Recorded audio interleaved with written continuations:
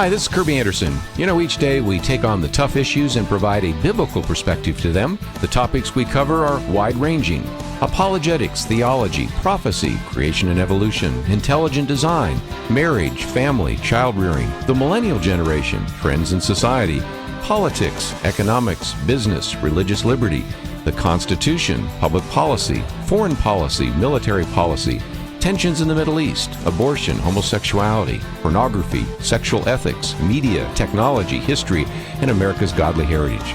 We talk about anything that affects your faith, your family, or your freedom. So don't go anywhere, because Point of View starts right now.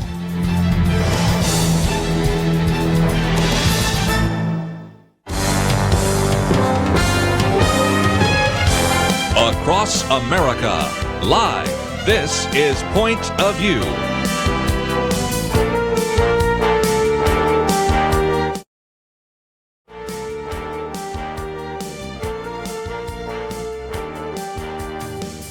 And now, Kerby Anderson. Thank you for joining me today here on Point of View. It is our Friday weekend edition, and if you would like to join our conversation at any point, feel free to give us a call, 1-800-351-1212. I want to look back for just a moment to the National Day of Prayer because of so many events.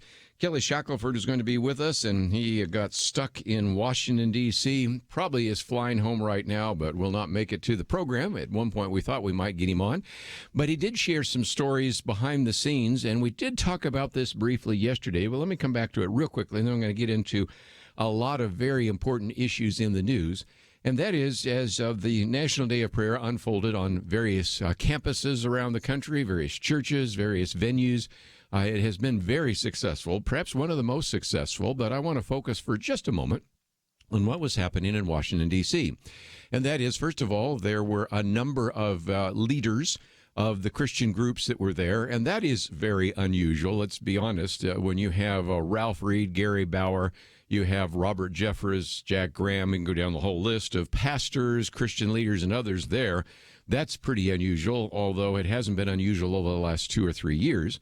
But then also that there was a choir with Preston Wood, as well as a couple of others. One of the lead singers for Journey was there, and all sorts of individuals. But I did mention yesterday something about the fact that Donald Trump decided to also, in the midst of talking about religious liberty, which you know Kelly Shackelford, who was there, probably just really enjoyed, is to also talk about anti-Semitism. And it's a topic, of course, we talk about all the time. Here's our latest booklet on anti-Semitism.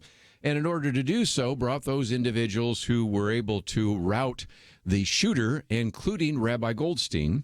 And as I mentioned, Rabbi Goldstein has lost a finger because of the shooting. And he actually said some things there that were not reported in the press, but Kelly told me last night on the email. And as the rabbi said that the first call he received was from President Donald Trump.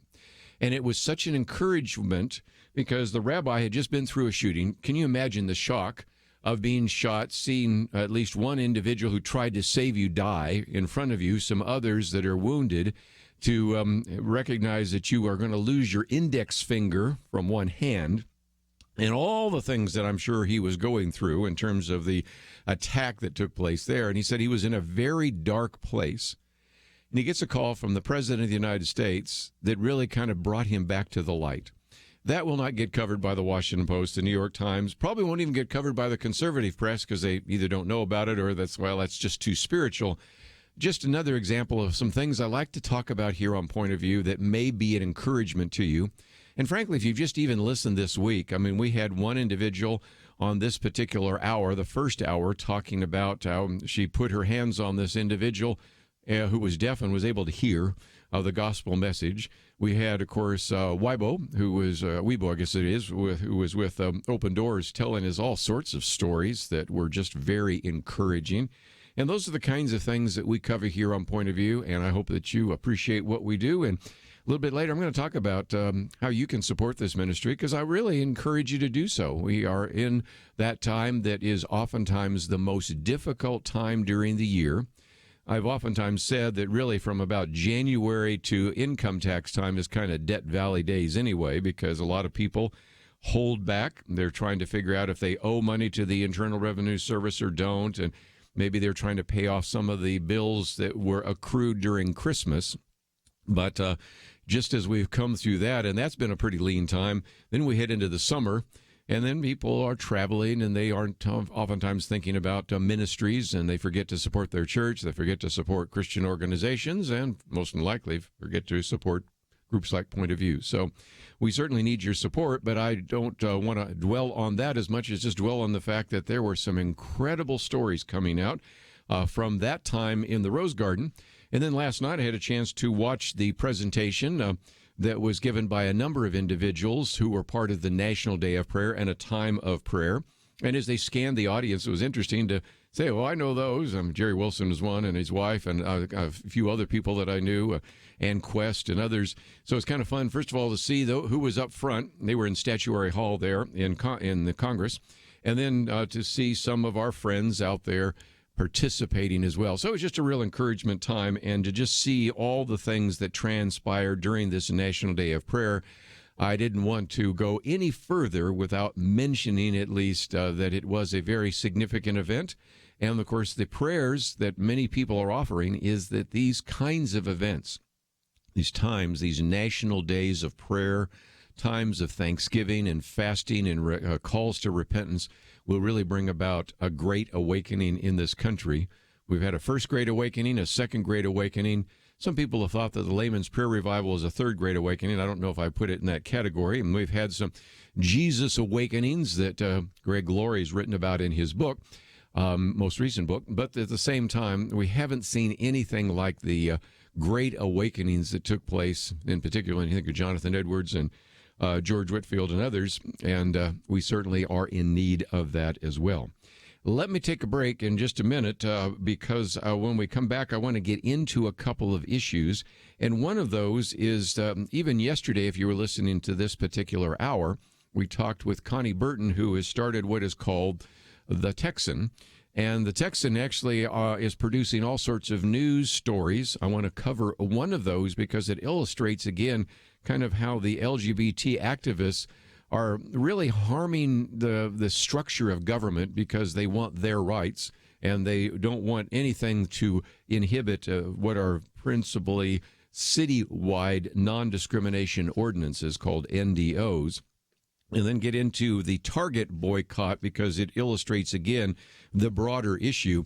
But the theme of it actually comes under a piece that Kelly sent to me today. And since Kelly's not here, I'll cover it for him. Gerard Bradley, I guess is how his actual name is pronounced, is a professor of constitutional law at Notre Dame Law School. Individual that I don't know much about, but I want to know more. Matter of fact, I'd like to get him on because this particular article is called Sexual Identity, Politics, and Religious Freedom in a Secular Age. His opening statements are, for the first time in American history, it has become respectable to publicly oppose religious liberty and its supreme value in our polity. This unprecedented turn is ominous. It will not only diminish our constitutional law, it will remap our common life, for religious liberty has always been a linchpin of our political culture. And so he gives you a little bit of the history of religious liberty that was in some respects planted in America by the Protestants. And then also, of course, because he's in a Catholic school, talks a little bit about that and the broader issue then of a Judeo-Christian point of view, and how in many cases religious liberty has been allowed in the past, but not always, because sometimes, and the example he uses there is sometimes religious liberty has not been allowed to, for example, allow the Church of Jesus Christ of Latter-day Saints to practice polygamy, at least officially. But then goes on to just say that now, because of the so-called identity politics and the advancement of the LGBT agenda, that is really one of the greatest threats to religious liberty today. So when we come back, I want to talk about a piece of legislation, actually 4 pieces of legislation being considered at the Texas legislature and the State Affairs Committee, and just illustrate again how sometimes when you try to push through the LGBT agenda, you create all sorts of havoc for the business world. We'll talk about that right after this.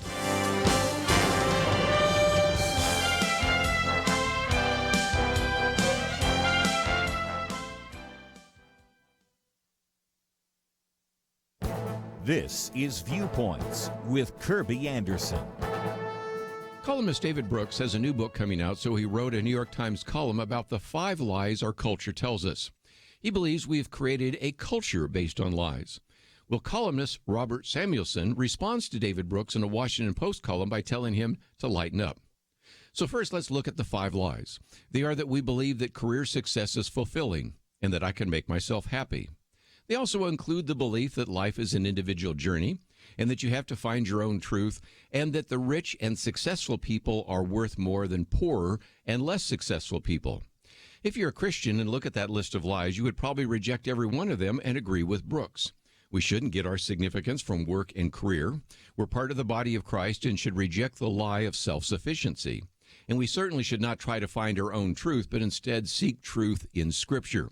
So why then would Samuelson advise Brooks to lighten up? He begins by acknowledging these insights are true, but they're also utopian. He says we haven't arrived in some kind of Garden of Eden paradise where almost everyone is happy, fulfilled, responsible, and respected. He points out, for example, that ambition can be both a blessing and a curse. It encourages people to try new things and to stretch their abilities. But people obsessed with their projects and obsessed with themselves mistreat others and cause problems. I applaud both of them. Brooks focuses on some of the major problems that have surfaced in our society, like spiking suicide rates and a coarsening culture. Samuelson, on the other hand, reminds us that most Americans have jobs and we live in a time of relative peace. Both are true and deserve our attention. I'm Kerby Anderson, and that's my point of view. For a free copy of Kerby's booklet, A Biblical View on Socialism, go to viewpoints.info/socialism. That's viewpoints.info/socialism.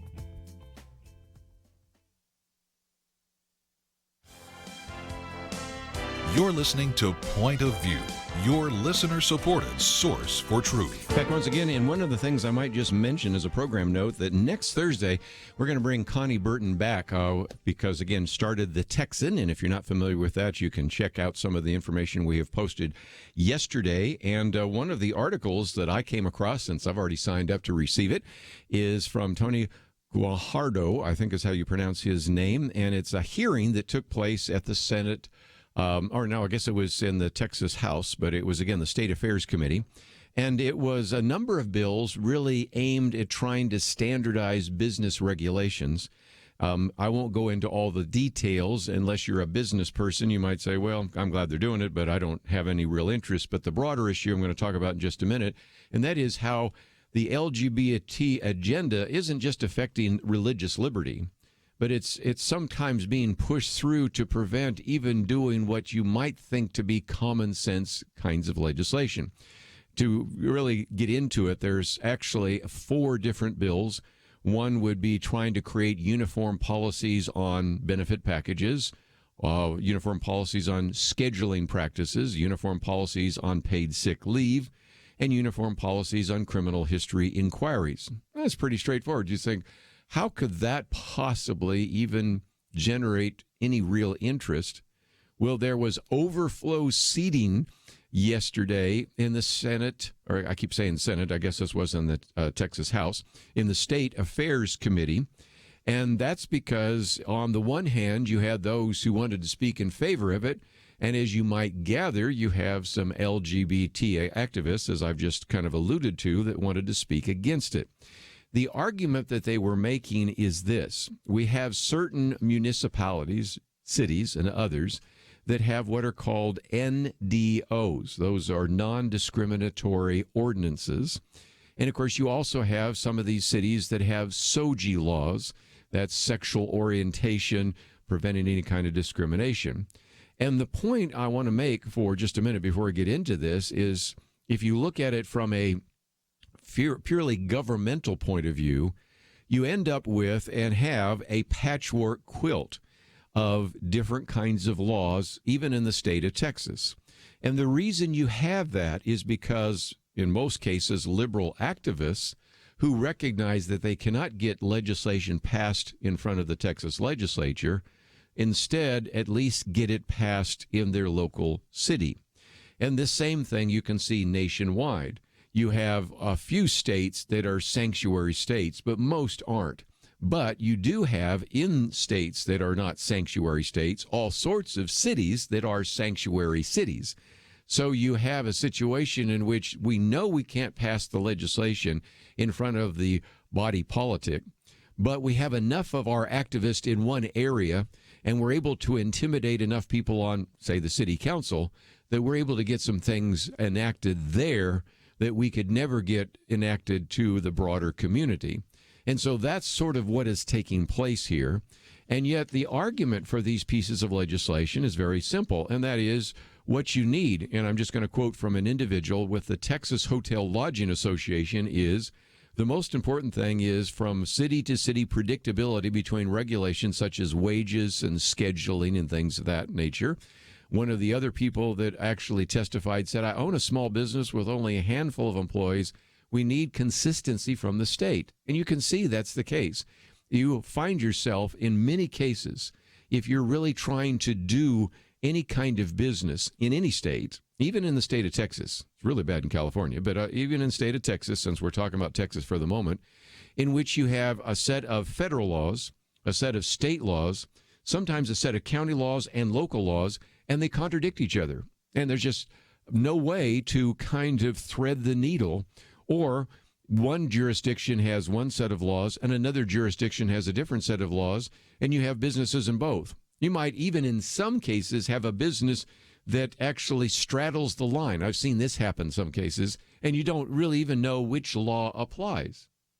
Well, the argument, I think, can be made that this makes a great deal of sense to have some kind of consistency, and there have been some people that actually have testified in that regard.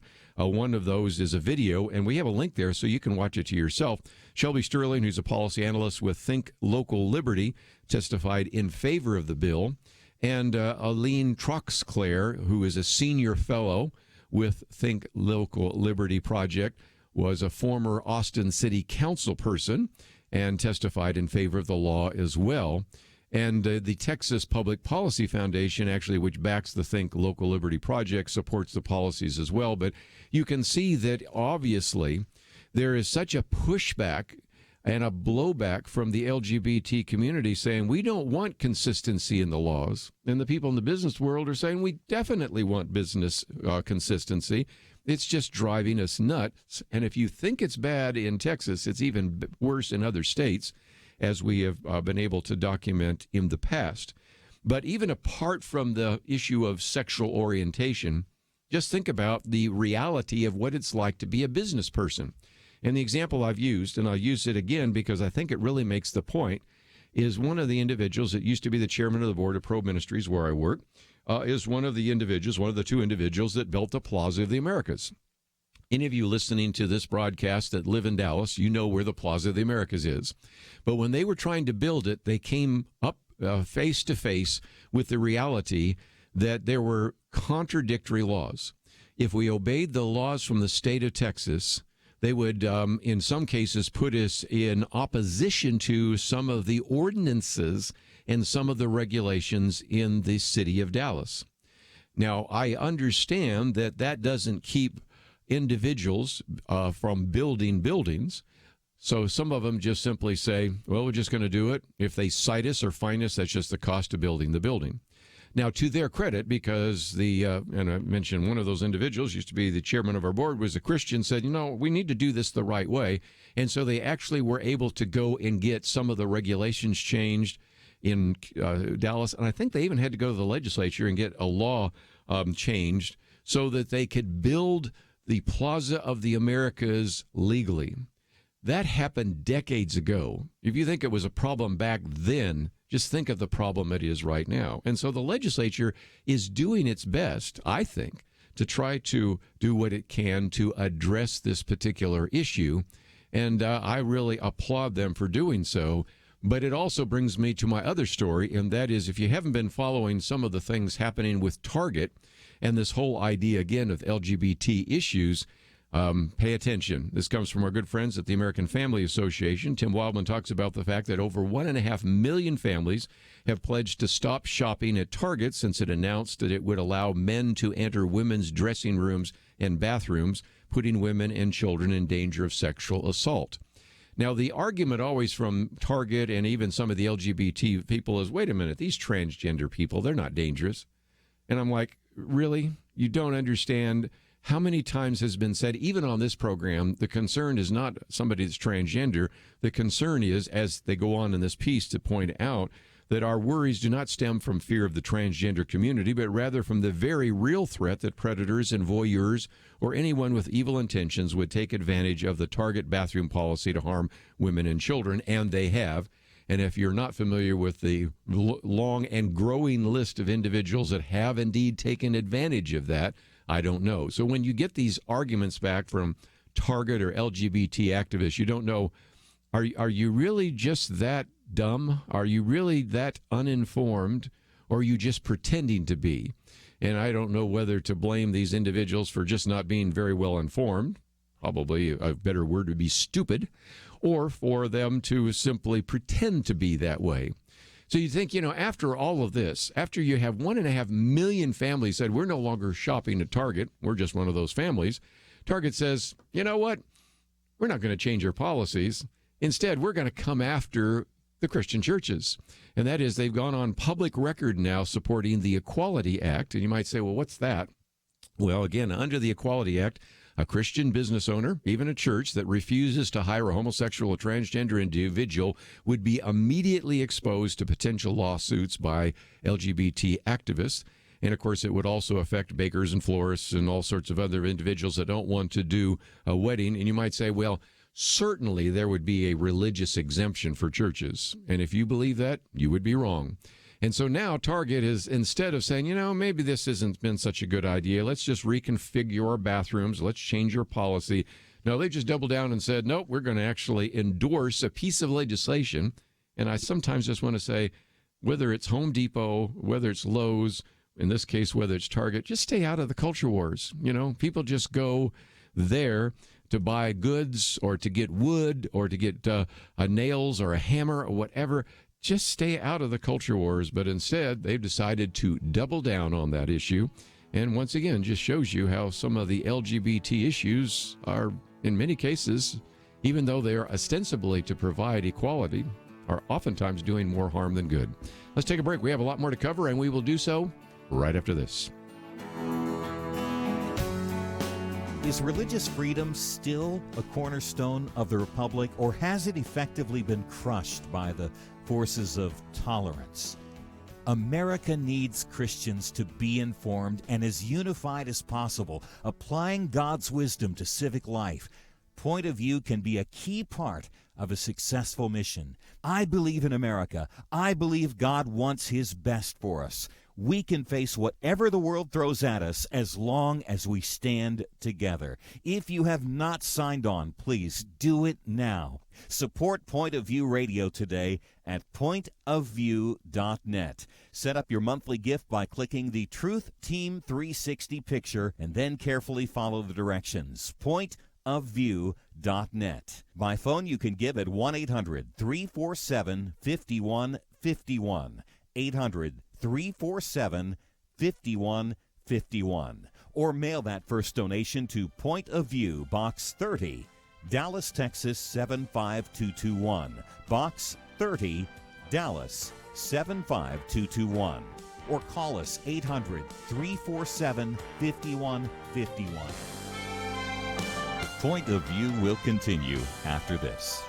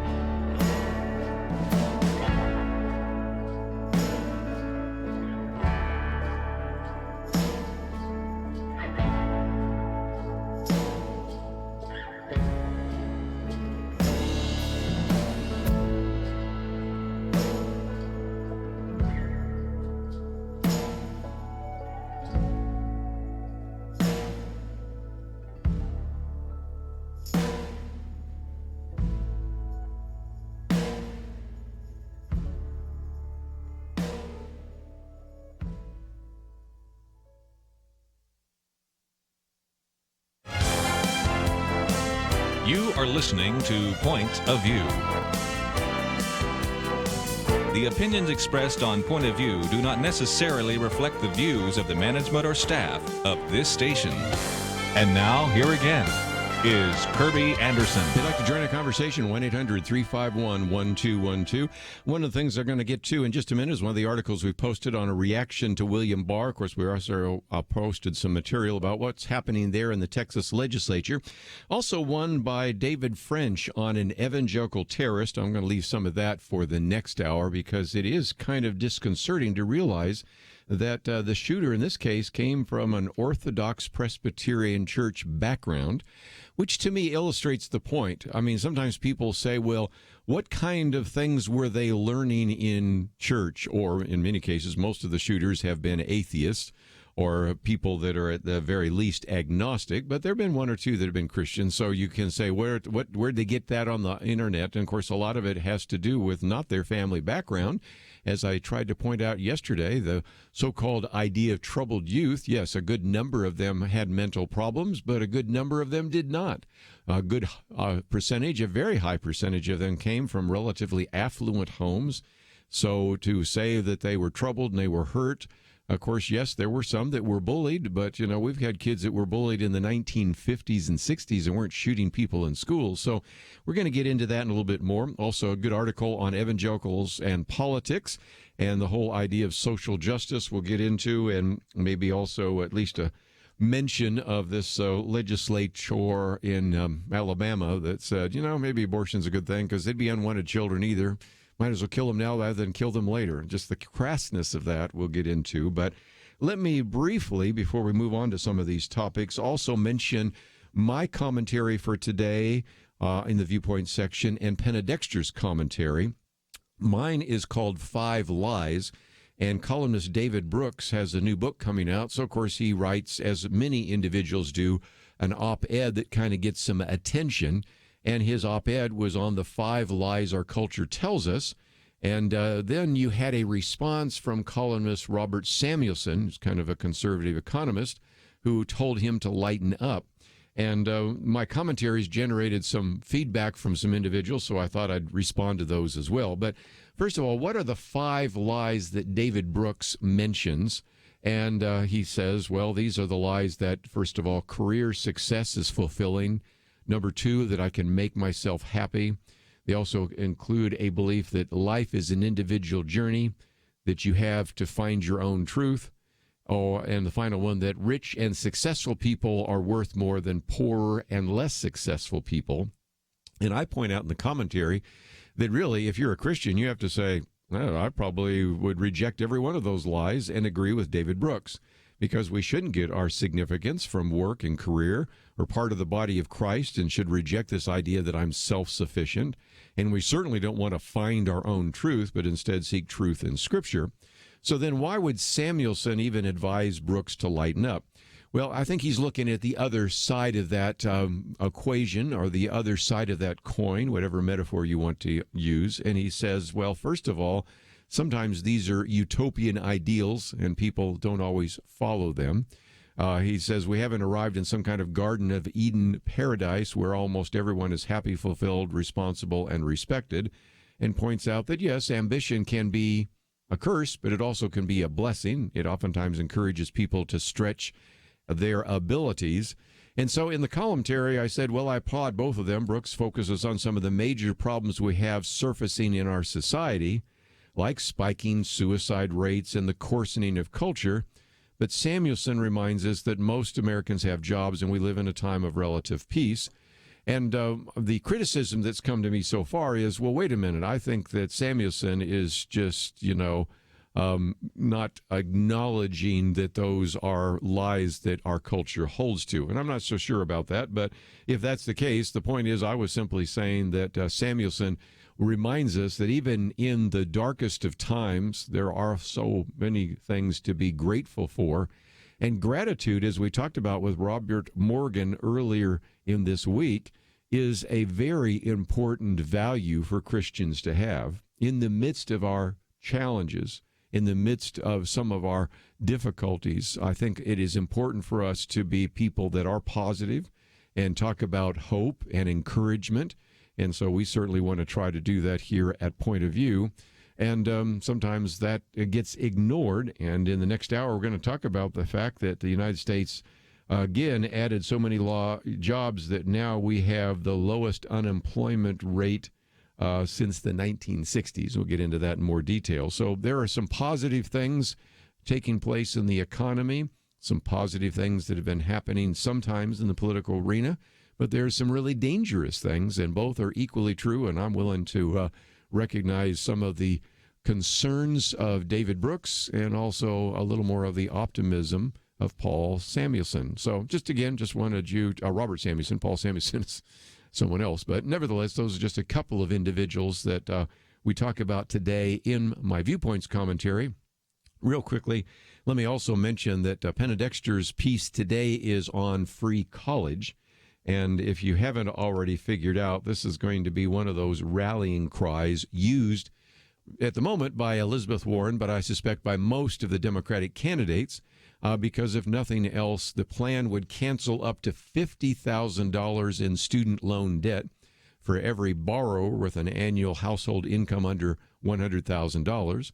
Loan forgiveness would phase out as income rises, with no family earning over $250,000 per year receiving any loan forgiveness. So this is aimed primarily at those who graduated with a lot of student loan debt, which, if you'd like to know more about that, the current issue of the Outlook magazine goes into all sorts of not only government indebtedness, but actual other forms of indebtedness. And when you look at this, really, student loan debt may be the second largest area of indebtedness in the country right now.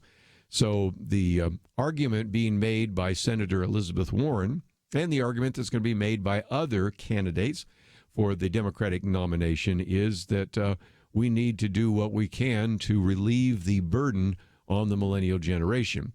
Now, when we've talked about this before, sometimes we've had Keisha here, and she'll say, I agree with that. Of course, she's just kidding, because she said, look, I went to law school at Emory.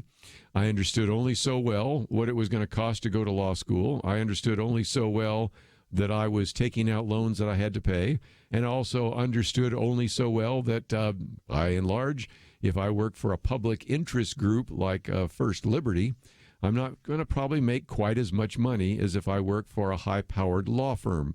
But the reality is I entered into that contract, and I should fulfill that contract.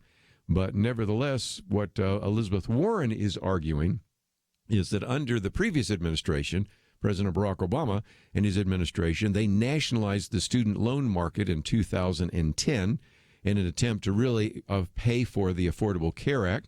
And so it had income-based repayment options that cap payments and forgive balances after borrowers work for 20 years, 10 if they work in public service. So there's already a system of, if you will, debt forgiveness, although it requires certain actions on the part of those individuals that actually obtain those debt actions. But if nothing else, it's going to be used, I suspect, to really attract the younger generation.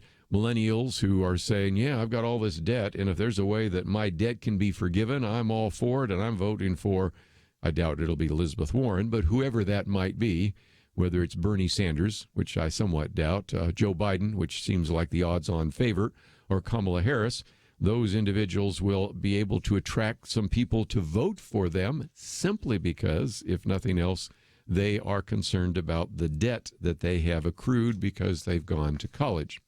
When we come back from the break, I want to talk a little bit about our first article about William Barr, but it kind of ties into a commentary that I wrote just 2 days ago, and that was on the issue of spying and surveillance, because you might remember that the Attorney General William Barr said, I believe the government spied on the Trump campaign. I'm going to come back and give you a quote that shows that he is definitely convinced that that has taken place and is doing an investigation, which I think illustrates why he was brought before the Senate just the other day and grilled, and why they want to bring him in front of the House, although he's declined to come, because there is the concern, I suspect, on the part of some of those individuals that this investigation is going to turn up some people in the FBI, maybe even some people in the Democrat Party that have actually condoned the spying on Donald Trump and his campaign. But the point I make in my commentary 2 days ago is that Kevin Brock, individual that actually has been the former assistant director of intelligence for the FBI and others, says when they say, well, it's not spying, it's surveillance, he says, you don't want to go down that road because surveillance is even worse. Surveillance is, if nothing else, kind of the epitome of government power over individuals. He says it's the nuclear option in the world of intelligence collection. So whether we have an argument about whether it's spying or surveillance, it does seem like this investigation by the Attorney General William Barr is going to cause a lot of stir. And that's, I think, why he's been in the news all week. We'll talk about what that means to you right after this.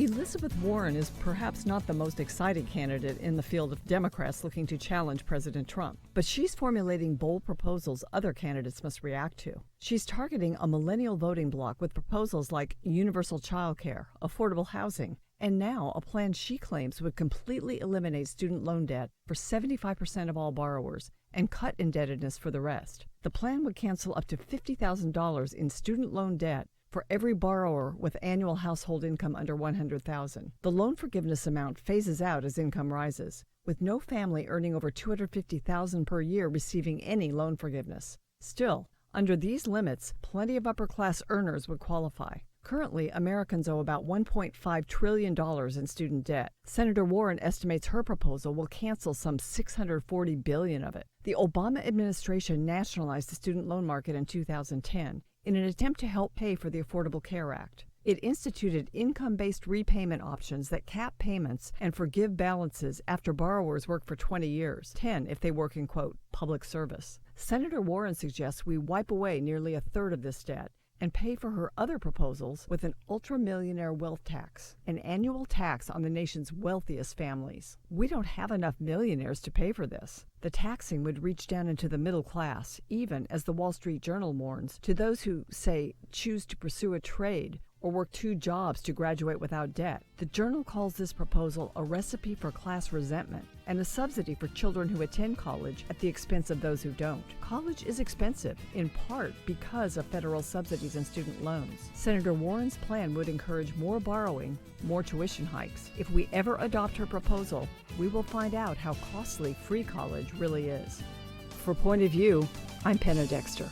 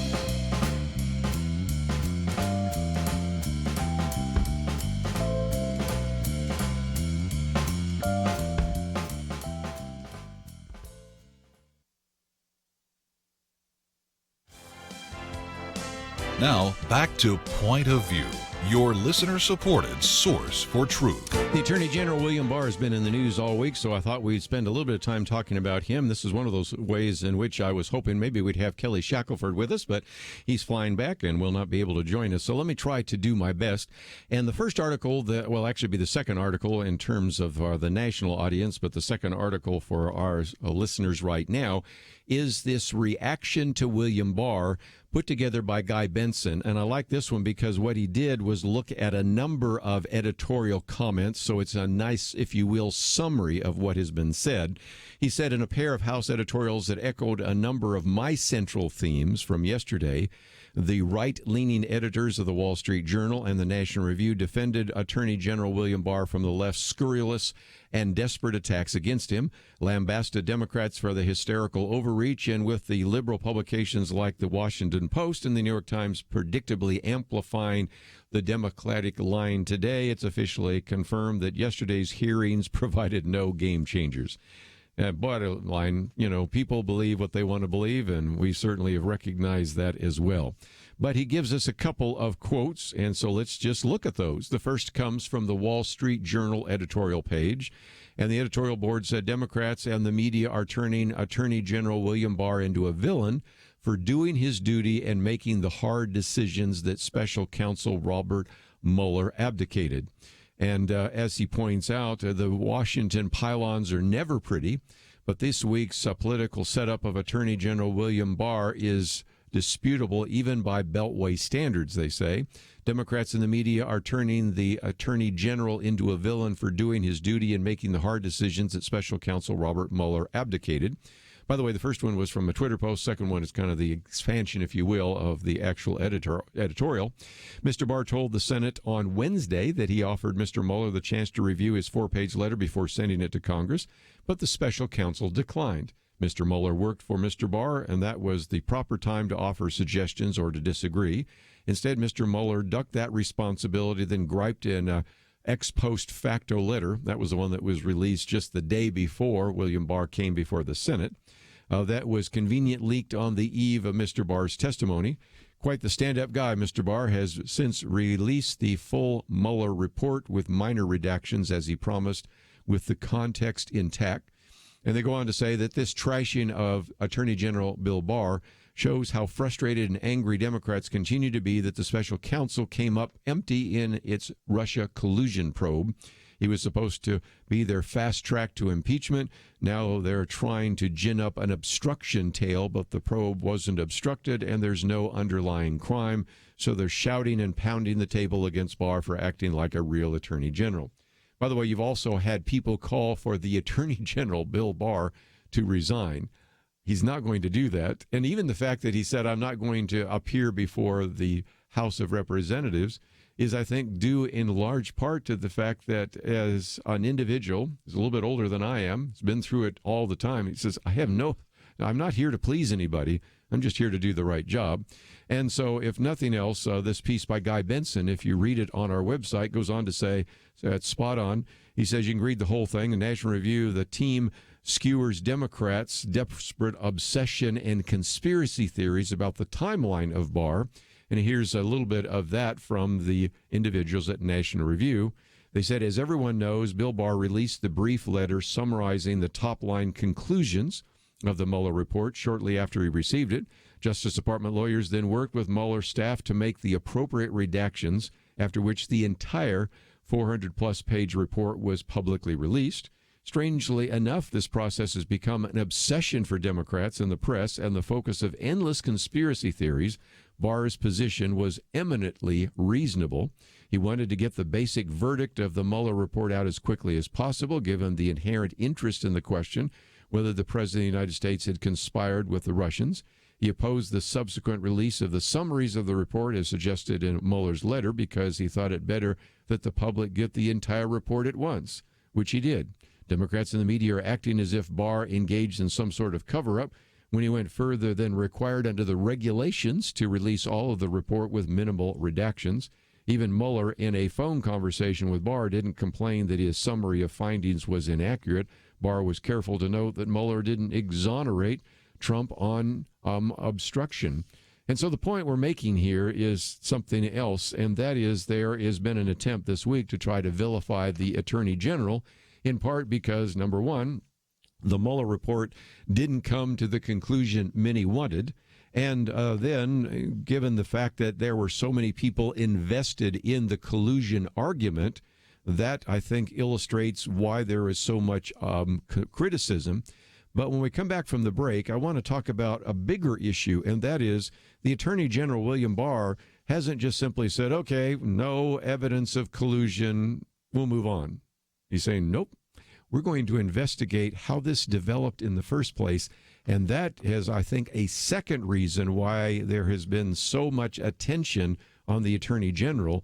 because of the fear that he is going to expose some of those individuals that actually brought about what he called spying, or what I talked about 2 days ago could even be called legitimately surveilling of the Trump campaign and the Trump administration. And as we come back from the break, I'll talk about some of the hints of where that might lead in the next couple of days, and illustrates all the more why the press and the Democrats, both in the Senate and the House, have focused so much attention on the Attorney General, and why you've even had individuals calling for him to resign, because they are convinced that there may be some things that are going to surface that are not going to be helpful, at least for some of the career individuals in the FBI, but could even be somewhat damaging to those individuals running for the Democratic nomination. So we'll see where this goes. And if nothing else, right now we have some speculation, but it is kind of intriguing to see that this piece of perjury allegation against Barr and scolds Mueller's team over their pointless letter complaining about the atmospherics surrounding Barr's are entirely accurate.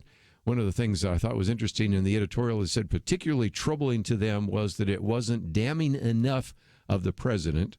This is not a prosecutorial concern, but a political one, unworthy of people who were invested with the incredible investigative power in the name of objectivity. And if you have watched some of the various programs, especially that are more on the progressive side, MSNBC, CNN, and others, you heard time and time again the phrase, the walls were closing in, and they were saying the walls were closing in on President Donald Trump. The walls were closing in on Trump's family. Indictments are due any day now. And if nothing else, it seems like it's sort of turned around almost like a boomerang, if you want to use that metaphor. The walls seem to be closing in on some of these individuals that were part of this. And when we come back from the break, I want to talk a little bit about what that might actually mean in terms of future investigations that have been put forward by the Attorney General. And we'll even see if we can make some sense out of some of the resignations that have taken place in the past from leaders in the Federal Bureau of Investigation. So fascinating, some things to cover, and we will do so in the next hour. Let me just mention, though, that if you want to get some of the material we've talked about, my commentaries, for example, on spying and surveillance or defending Western civilization, or even the one today, 5 Lies, along with Penna Dexter's commentary, Free College, all available at our website, pointofview.net. And if nothing else, I would hope that as you benefit from some of the articles we've posted, some of the commentaries we've posted, the videos we make available, if you benefit from that, can I ask you maybe to click on that button that says donate and support this ministry? Even this hour, you've heard me talk about some things you probably will hear nowhere else except on Point of View. So click on that button at pointofview.net. Even a one-time gift would be greatly appreciated. We have a financial need, and if you can help us out, we'd love to hear from you. Let's take a break. We'll continue our conversation right after this.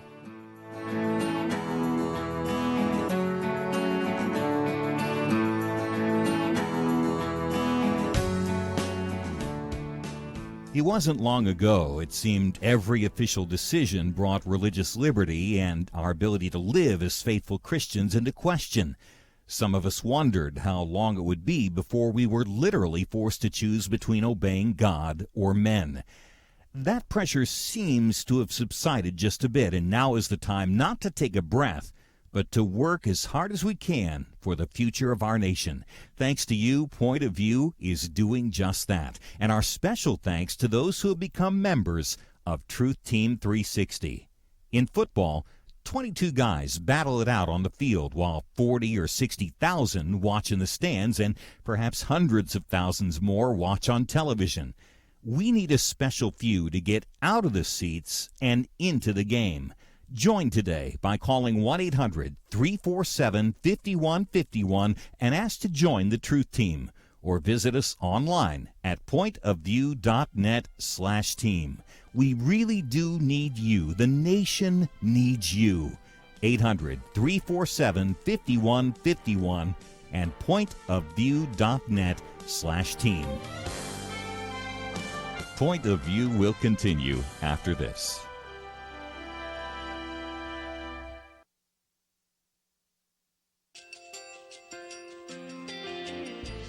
I just want to thank you so much for all the wonderful programming you have.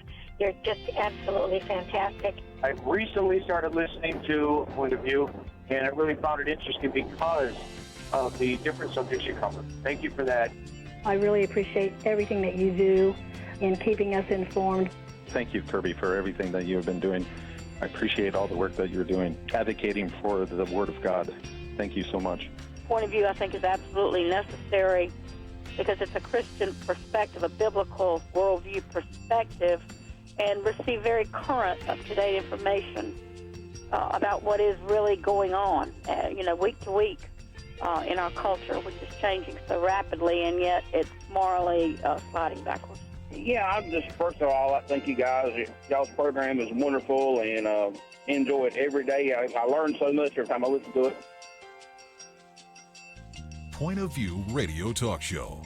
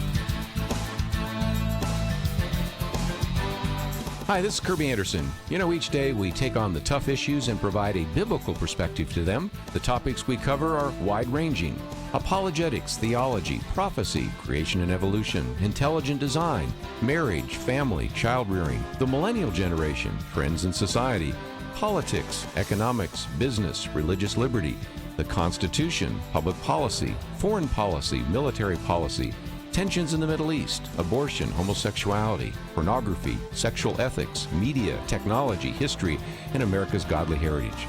We talk about anything that affects your faith, your family, or your freedom. So don't go anywhere, because Point of View starts right now.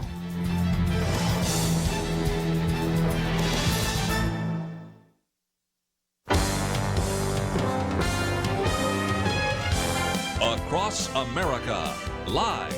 This is Point of View.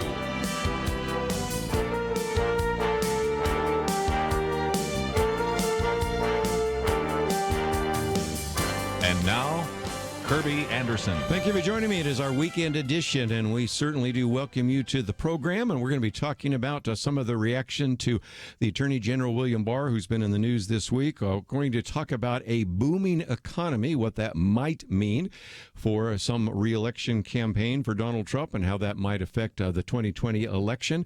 Also, we'll get into a little bit later some of the other aspects of things we've covered this week. We yesterday talked about cultural Marxism, and I thought I might use an example that has surfaced from, of all people, singer Celine Dion. We'll get into that as well.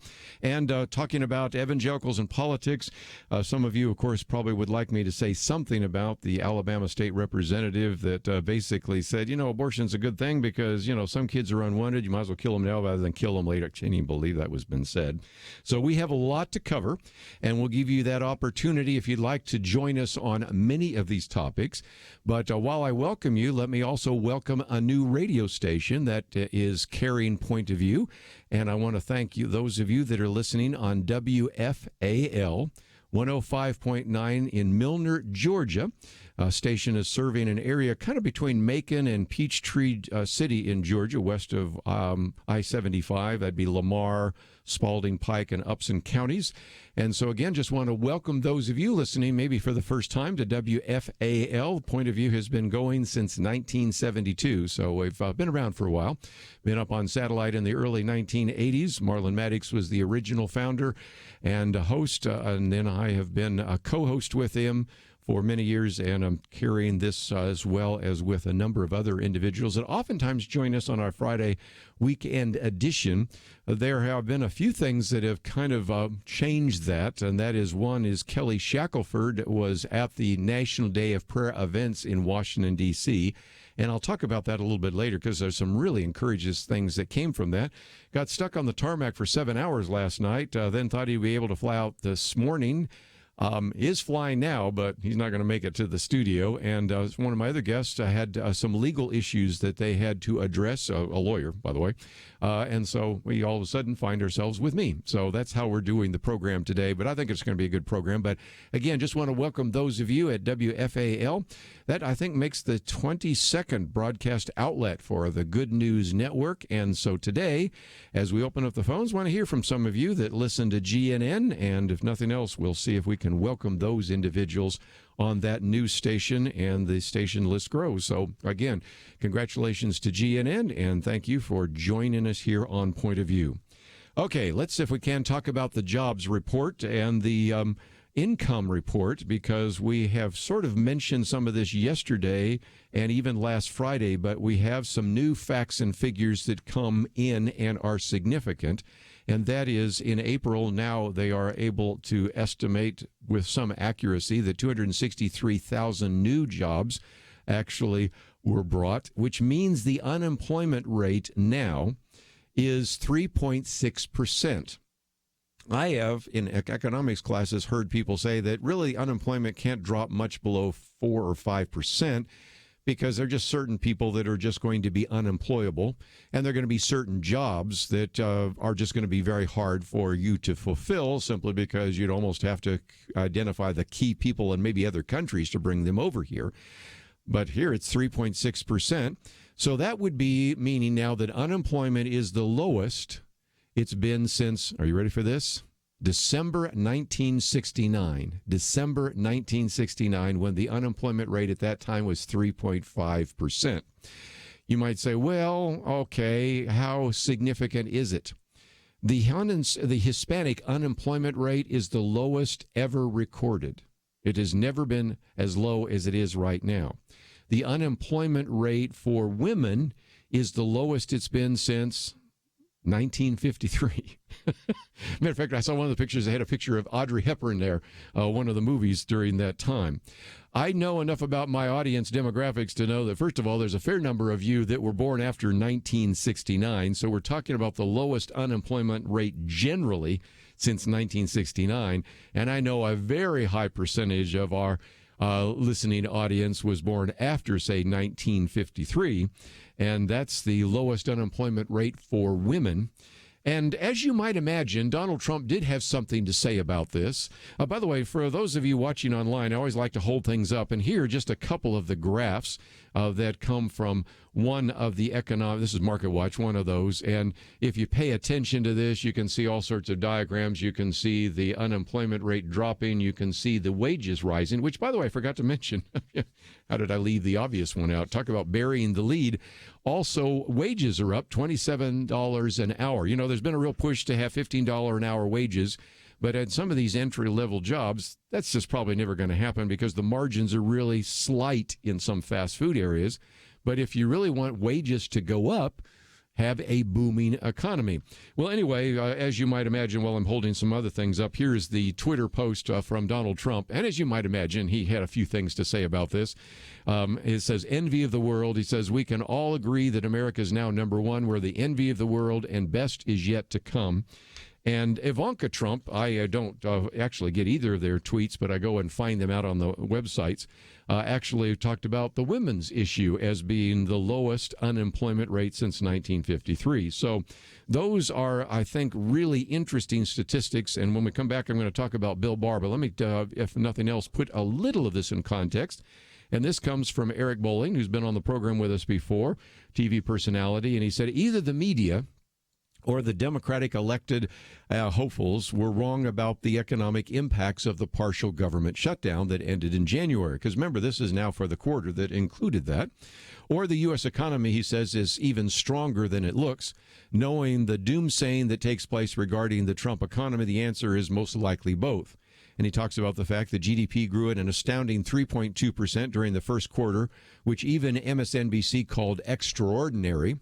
And he goes on in another paragraph to say that according to Forbes magazine, the Trump administration's own estimate suggested that the shutdown would reduce growth by at least 0.13%, or something along those lines, 0.13%. But nevertheless, that is not the case. And he says really the most charitable explanation for this discrepancy is simply that mainstream media journalists are so deeply invested in the flawed ideology that they believe their own spin about the multiplier effect of government spending. If you go and take a class in economics at a university, especially if your professor is liberal, he or she will say, well, this is the multiplier effect, because it assumes that every dollar the government spends, it adds $1.45 to GDP. And so as a result, any reduction in government spending is going to actually hurt GDP. Well, there's something else going on besides government spending. Called consumer spending. It's called deregulation of some of those regulations that hamstringed business. And it's called a booming economy, at least at the moment. Between now and November 2020, it will probably slide, but it's important to remember that right now, if no other reason than to say maybe it does illustrate that cutting taxes, increasing growth, reducing regulations, and allowing the government to get out of the way of business actually can be an economic benefit. That's what we're seeing so far. We come back, though, I want to talk about the Attorney General. He's been in the news all week. I want to try to give you some perspective on that right after this.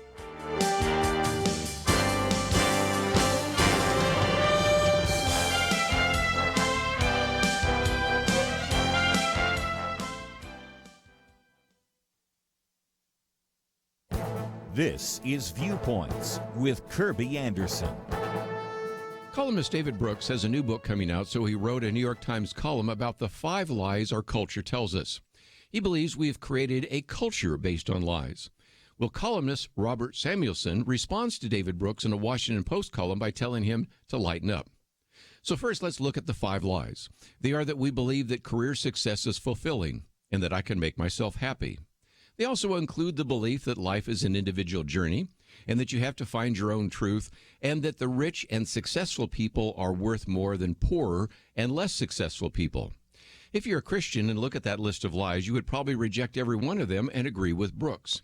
We shouldn't get our significance from work and career. We're part of the body of Christ and should reject the lie of self-sufficiency. And we certainly should not try to find our own truth, but instead seek truth in Scripture. So why then would Samuelson advise Brooks to lighten up? He begins by acknowledging these insights are true, but they're also utopian. He says we haven't arrived in some kind of Garden of Eden paradise where almost everyone is happy, fulfilled, responsible, and respected. He points out, for example, that ambition can be both a blessing and a curse. It encourages people to try new things and to stretch their abilities. But people obsessed with their projects and obsessed with themselves mistreat others and cause problems. I applaud both of them. Brooks focuses on some of the major problems that have surfaced in our society, like spiking suicide rates and a coarsening culture. Samuelson, on the other hand, reminds us that most Americans have jobs and we live in a time of relative peace. Both are true and deserve our attention. I'm Kerby Anderson, and that's my point of view. For a free copy of Kerby's booklet, A Biblical View on Socialism, go to viewpoints.info/socialism. That's viewpoints.info/socialism.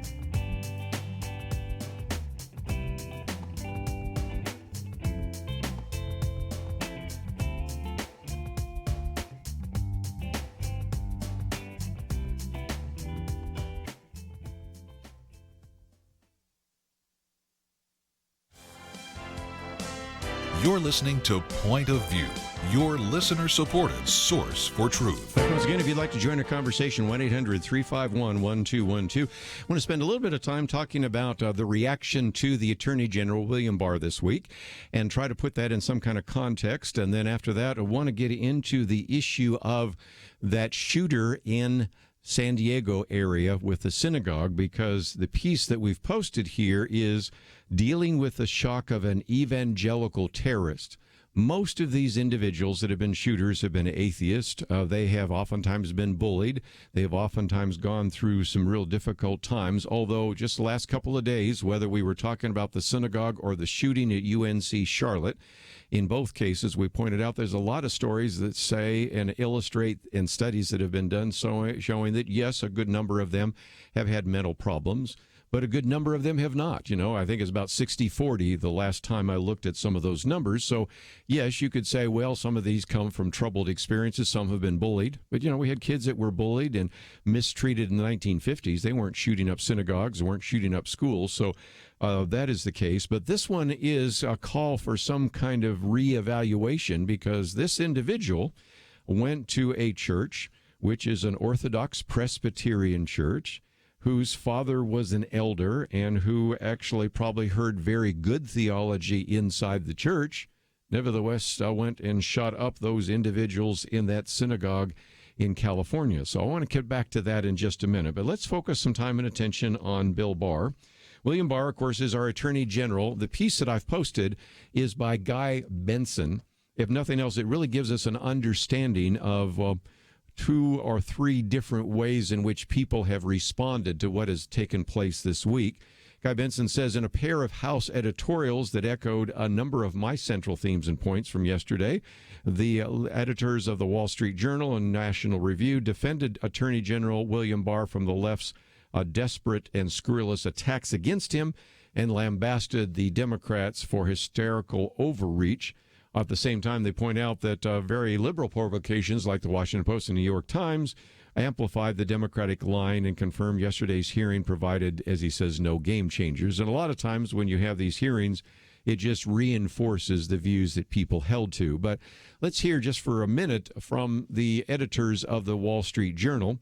I'll skip over the Twitter post because it really just a summary of what we're going to read. And the editors of the Wall Street Journal put it this way: Washington pylons are never pretty, but this week's political setup of Attorney General William Barr is disreputable, even at Beltway standards. Democrats and the media are turning the Attorney General into a villain for doing his duty and making the hard decisions that Special Counsel Robert Mueller abdicated. Bill Barr told the Senate on Wednesday that he offered Mr. Mueller the chance to review his 4-page letter before sending it to Congress, but the special counsel declined. Mr. Mueller worked for Mr. Barr, and that was a proper time to offer suggestions or disagree. But instead, what happened is, as you well know, I'll skip from some of the other things they say, that Bob Mueller, just before that is what the Attorney General was to actually testify before the Senate, then leaked a letter expressing his concern. And so the trashing, they said, of Bill Barr shows how frustrated and angry Democrats continue to be that the special counsel came up empty on the Russian collusion probe. So that's a little bit from the Wall Street Journal. You can read it in its entirety because it's one of the articles we've posted on our website, pointofview.net. Let me skip ahead to the National Review. They said, as everyone knows, Bill Barr released a brief letter summarizing the top-line conclusions of the Mueller report shortly after he received it.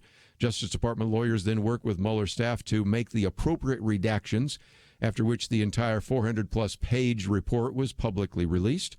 And they said, strangely enough, this process has become an obsession for Democrats and the press and the focus of endless conspiracy theories. Barr's position was eminently reasonable. And, of course, they then go on to talk about that wasn't even required. There are actual laws that would prevent from the releasing of that, but he violated those anyway because there was such a call for people to see the entire report, and it's available. Now, you might say, well, all I can see is the report with the redactions. And there are a good number of redactions. I've looked through the entire report. Can't say that I've read every page. Wouldn't even have the interest in doing so. But there is, as we talked about the other day, a full unredacted report that can be shown to any of the members of Congress as long as they go into a secure building and do not take any pieces of paper out or take pictures of it or any of those kinds of things. But nevertheless, they point out again in this National Review editorial that Democrats and the media are acting as if Barr engaged in some sort of cover-up when he went further than required under the regulations to release all the report with minimal redactions. Even Mueller, in a phone conversation with Barr, didn't complain that his summary of findings was inaccurate. And so this has been kind of the week to have the Democrats actually say the Attorney General violated some standard, some protocol, and should resign. By the way, he's not. And I think there is one reason, and that is that there has been a desire on the part of some of these individuals to provide adequate grounds for impeachment, which is why you're still hearing this idea of obstruction of justice. But there's a second issue, which we mentioned earlier in the week, but I want to come back to that. And it comes from a former federal prosecutor, Joe diGenova, who actually on a Fox News program the other day announced a couple of things to Mike Huckabee at the time. And I'll just mention three, but it illustrates that there may be a whole lot more investigation coming, not of Donald Trump, but of the FBI individuals. Maybe now we even think a CIA individual who was involved in some of this. And so that will be interesting because Joe diGenova said that the FISA court has already sent a report to the Attorney General William Barr outlining illegal spying by 4 FBI contractors. You have also Joe diGenova alleged that this illegal spying dates back to 2012, well before Trump was on the political radar. This is long before Donald Trump even was thought to have run for the presidency, and so that's concerning. And then there's also apparently a special report focusing only on James Comey, of course, the former FBI director, coming out in 2 weeks, which will now be about a week from now, maybe even next week. and there's supposed to be a bombshell of those kinds of criminal referrals. And so it gets into the kind of the point counterpoint. William Barr, the Attorney General, of course, appeared before the Senate, but declined to appear before the House. Why? Has he got something to hide? No, there's a couple of other things going on, and our good friend Gary Bauer points out that for some reason, Chairman Jerry Nadler in the House insisted on having committee lawyers question William Barr. If you think about this, it makes really no sense. There are 18 individuals who are liberals on the House Judiciary Committee that have law degrees. So why is it even necessary to have additional committee lawyers question Barr? And Gary Bauer says, well, the answer is that they wanted to turn that, which would be normally an oversight hearing, into a deposition for an impeachment trial. And they won't say that because they don't want to infuriate the voters, but that may exactly be what was going on, and that's exactly why the Attorney General declined to appear there. But most importantly, he has actually now been on record as saying, for example, that I believe the government spied on the Trump campaign. And in my commentary 2 days ago, I point out that sometimes there are individuals that say, well, it really wasn't spying, it was surveillance. And why the reason I posted this is because there was a very good piece in The Hill, which is kind of the journalistic record for Congress, by Kevin Brock. You might say, well, who's he? Well, he was the former assistant director of intelligence for the FBI and served as an FBI special agent for 24 years. Also was the deputy director of the National Counterterrorism Center. So he probably knows a little bit about this stuff. And he says that what was unleashed on an American citizen was without precedent. He said the FISA surveillance allows the clandestine microphone and camera capture of the target at all times, in all places, even the most intimate of his daily life. It is more intrusive than even a Title III criminal wiretap for a drug dealer or a mob boss. And he says, really, there really is a difference between spying and a FISA court surveillance. He says it is the epitome of government power over an individual's privacy.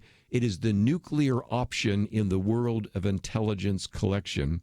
And then goes on to say that even when we ever have surveilled an individual, it usually was a foreign national accused, or at least alleged of, spying on U.S. interest, or sometimes for U.S. citizens who had security clearances and possessed national security information that might be turned over to a country.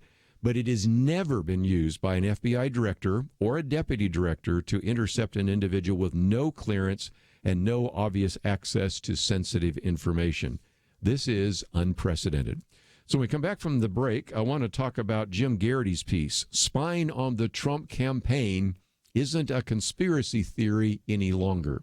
So if you'd like to join our conversation, maybe you have some thoughts, some questions, some perspective, we'd love to hear from you. Again, it is Weekend Edition. It's an open line, 1-800-351-1212. We'll take a break, come back, and talk a little bit more about whether or not this spying on the Trump campaign is really a conspiracy. We'll be right back. It's amazing but true. When it comes to one of America's biggest household expenditures, healthcare, a lot of people think they've got no choice. People are used to thinking we have to do it this way, but they don't. Yes, you have the freedom to choose an alternative with your healthcare.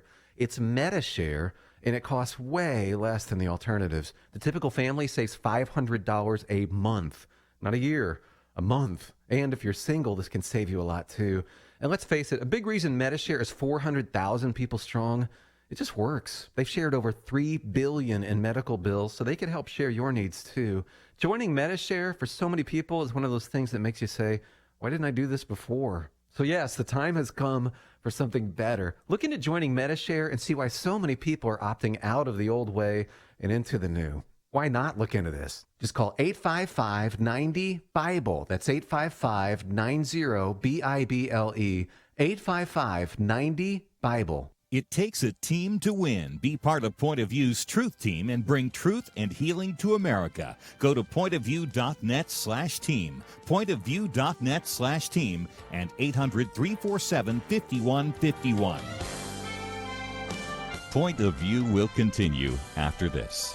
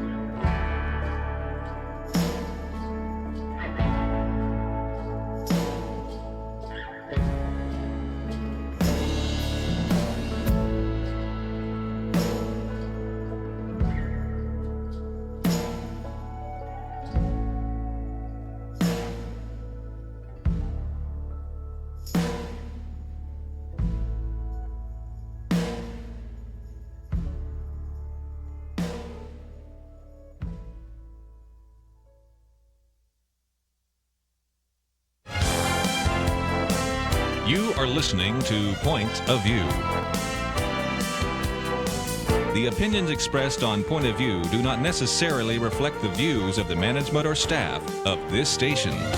And now, here again is Kerby Anderson. Back once again, let me just mention that my commentary 2 days ago, Spying or Surveillance, is available to you, and it goes into some of the material I covered just a minute ago, and also is a good lead-in to this piece by Jim Garrity that I'm going to quote from. Spying on the Trump campaign isn't a conspiracy theory anymore. And I might just mention my commentary today is called 5 Lies, which are the 5 lies our culture tells us, by David Brooks, and also a response that came from Robert Samuelson, 2 columnists that I respect, but have different viewpoints, and I wanted to give you that. And Penna Dexter's commentary today is on free college. Of course, Elizabeth Warren is trying to attract the millennial vote and argues that the plan would cancel up to $50,000 in student loan debt for every borrower with an annual household income under $100,000. So those are on the website. But let me, for just a few more minutes, talk about this idea of spying on the Trump campaign, and then I want to get to the issue of an evangelical terrorist. This is an issue that we in the church need to address, because the shooter in the shooter of the synagogue in the California area was coming from an Orthodox Presbyterian church. And so what do we think about this? We'll get into that in just a minute. Jim Garrity puts it this way, that the New York Times confirms that the FBI did send in undercover instigators and investigators to talk to the Trump campaign officials in 2016 after all. Then, so that is certainly one of those things we're going to get into. And interestingly enough, the New York Times apparently confirmed some details from an interview that was done with George Papadopoulos in the Washington Examiner. George Papadopoulos has been on this program with his new book. But again, let me give you this particular quote from Byron York. And again, it was reiterated by, again, the New York Times. And that is that the woman set up a meeting with George Papadopoulos in a London bar to discuss foreign policy issues, but she was actually a government investigator posing as a research assistant, according to people familiar with the operation. The FBI sent her to London as part of a counterintelligence inquiry opened up that summer to better understand Trump's campaign's links to Russia. But then it gets even wilder, or as he says, weirder, as shortly after the New York Times ran this story, George Papadopoulos tweeted, Ezra Turk clearly was not FBI, she was CIA and affiliated with Turkish intelligence. She could hardly speak English and was tasked to meet with me about my work in the energy sector offshore, Israel, Cyprus, which Turkey was competing with. So there's some question is whether she was maybe even posing as having trouble with English. But again, does the Federal Bureau of Investigation traditionally send undercover investigators to talk to a presidential campaign's low-left staffers? The term Spygate doesn't seem so hyperbolic now. Quite a few Democrats were livid when the Attorney General, William Barr, said spying did occur. And so that, I think, is kind of intriguing as well. And then Chuck Todd responded even in terms of some of this as well, saying that this was a possibility of paranoid lunacy on the right wing. But Jim Garrity says, wait a minute, let's get some perspective here. Sending undercover agents to meet with targets and try to get them to divulge sensitive information is, can you think of a word? Spying, surveillance, isn't it? This isn't a conspiracy theory anymore. As the Attorney General, William Barr, said, this might be on the up and up. A bunch of FBI officials hearing odd and troubling things about the Trump campaign, being in contact with the Russian government and being obliged to investigate further. But the Times noted that the London operation yielded no fruitful information, as we would expect, as Mueller just spent 2 years investigating this and found no evidence of collusion. So now what you have, and I'll leave it at this, is Michael Horowitz in the Justice Department. He's the Inspector General at the Justice Department, is looking into all of this, and the results of the inquiry could be made public right now, either in May or June, according to the Attorney General, William Barr. So this may possibly be another explanation for why there was so much attention on the Attorney General and why even some wanted him to resign, because who knows? Once you kick up some of this, who knows where it takes you and where it leads. So let's, if we can, then move on to an issue that I know some of you are going to want to comment on. For the last couple of days, we, not every day, but most days, have spent some time talking about shooters. And the reason we've done this is because, first of all, we had the shooting in the synagogue, and that has been so traumatic. And then, of course, we had the shooting at UNC Charlotte, University of North Carolina, Charlotte. And while I'm talking about what happened in the synagogue, let me tell a story, since Kelly Shackelford won't be able to make it here on time. But I noticed that he was at one point photographed with Rabbi Goldstein and two of the other individuals that were able to drive off the shooter from the synagogue. And, of course, you know, it's quite a story. And I mentioned yesterday that President Trump, during this particular event in the Rose Garden, actually talked about how he wants to fight anti-Semitism and introduce these two individuals along with the rabbi. But I didn't know the story until Kelly shared it last night. That is, Rabbi Goldstein, after the shooting, was just traumatized. Who wouldn't be? I mean, you've just seen somebody throw her body in front of you to save your life. You've just had your index finger shot off, and you've been shot. You've seen some others wounded, and you're just traumatized by all that happened in the synagogue. And he said, I was in a very dark place, and the first phone call I got was from President Donald Trump. President Trump called him, and he said, it was such an encouragement. He said, I was really in a dark place, And President Trump really helped bring me back into the light. And so he was quite willing to come and be part of that National Day of Prayer. And it illustrates, again, just kind of the problem that we are facing with mass shooters. Well, David French takes on this issue, and we're going to take on this issue because, as I've said before, no issues off the table. And he said, whenever we hear news of mass shooting, we expect the shooter's life to follow a certain kind of biographical script. Perhaps he's long suffered from mental instability. Perhaps he's from a troubled home with a long history of suspect behavior. Deprived of purpose and meaning, he's drawn into dark thoughts and evil places. The pattern of radicalization is clear. Evil actors are drawn to broken men, and broken men are prone to evil deeds.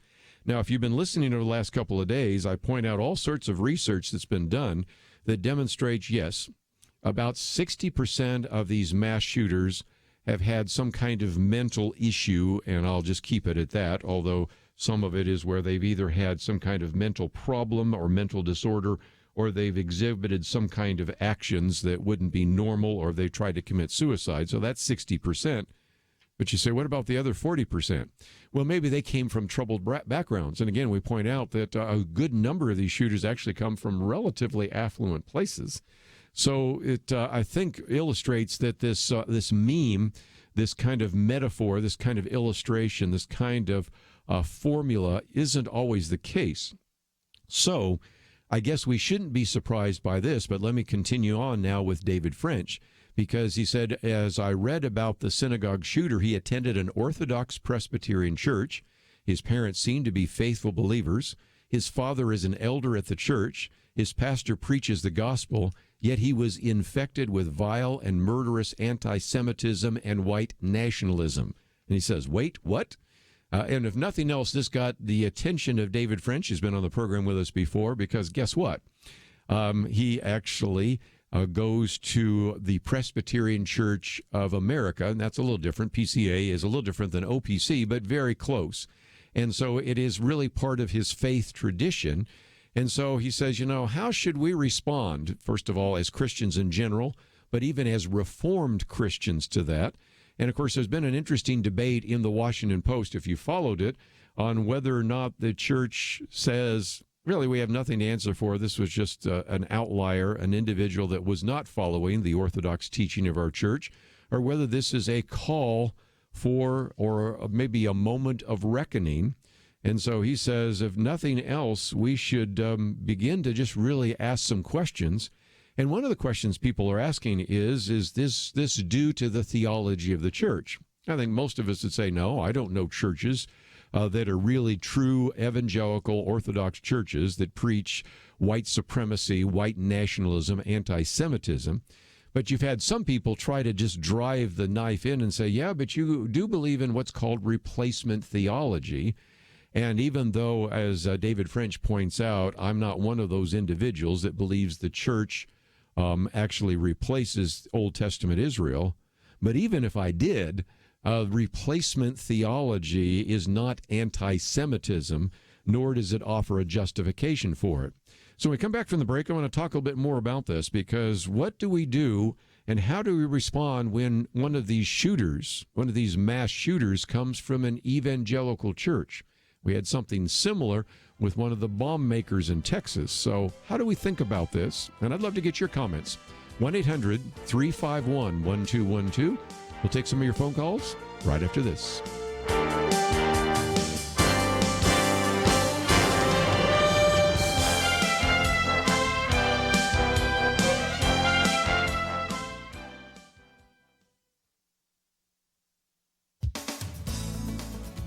Elizabeth Warren is perhaps not the most exciting candidate in the field of Democrats looking to challenge President Trump, but she's formulating bold proposals other candidates must react to. She's targeting a millennial voting bloc with proposals like universal child care, affordable housing, and now a plan she claims would completely eliminate student loan debt for 75% of all borrowers and cut indebtedness for the rest. The plan would cancel up to $50,000 in student loan debt for every borrower with annual household income under $100,000. The loan forgiveness amount phases out as income rises, with no family earning over $250,000 per year receiving any loan forgiveness. Still, Under these limits, plenty of upper-class earners would qualify. Currently, Americans owe about $1.5 trillion in student debt. Senator Warren estimates her proposal will cancel some $640 billion of it. The Obama administration nationalized the student loan market in 2010 in an attempt to help pay for the Affordable Care Act. It instituted income-based repayment options that cap payments and forgive balances after borrowers work for 20 years, 10 if they work in, quote, public service. Senator Warren suggests we wipe away nearly a third of this debt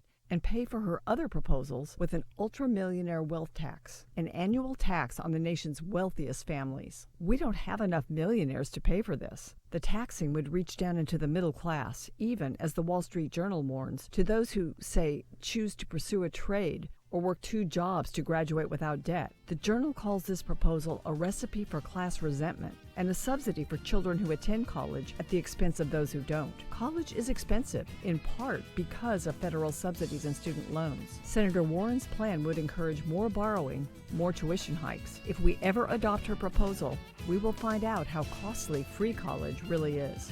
For Point of View, I'm Penna Dexter.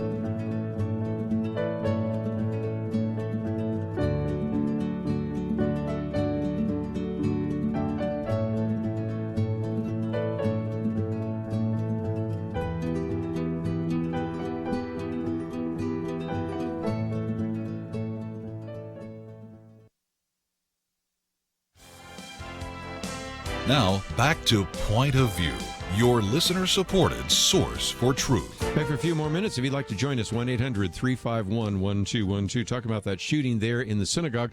Let me also mention, while we talk about Jewish people and we talk about the idea of everything from replacement theology and Israel and all the rest, that one of the ways to really have a love and appreciation for Israel is to travel with us.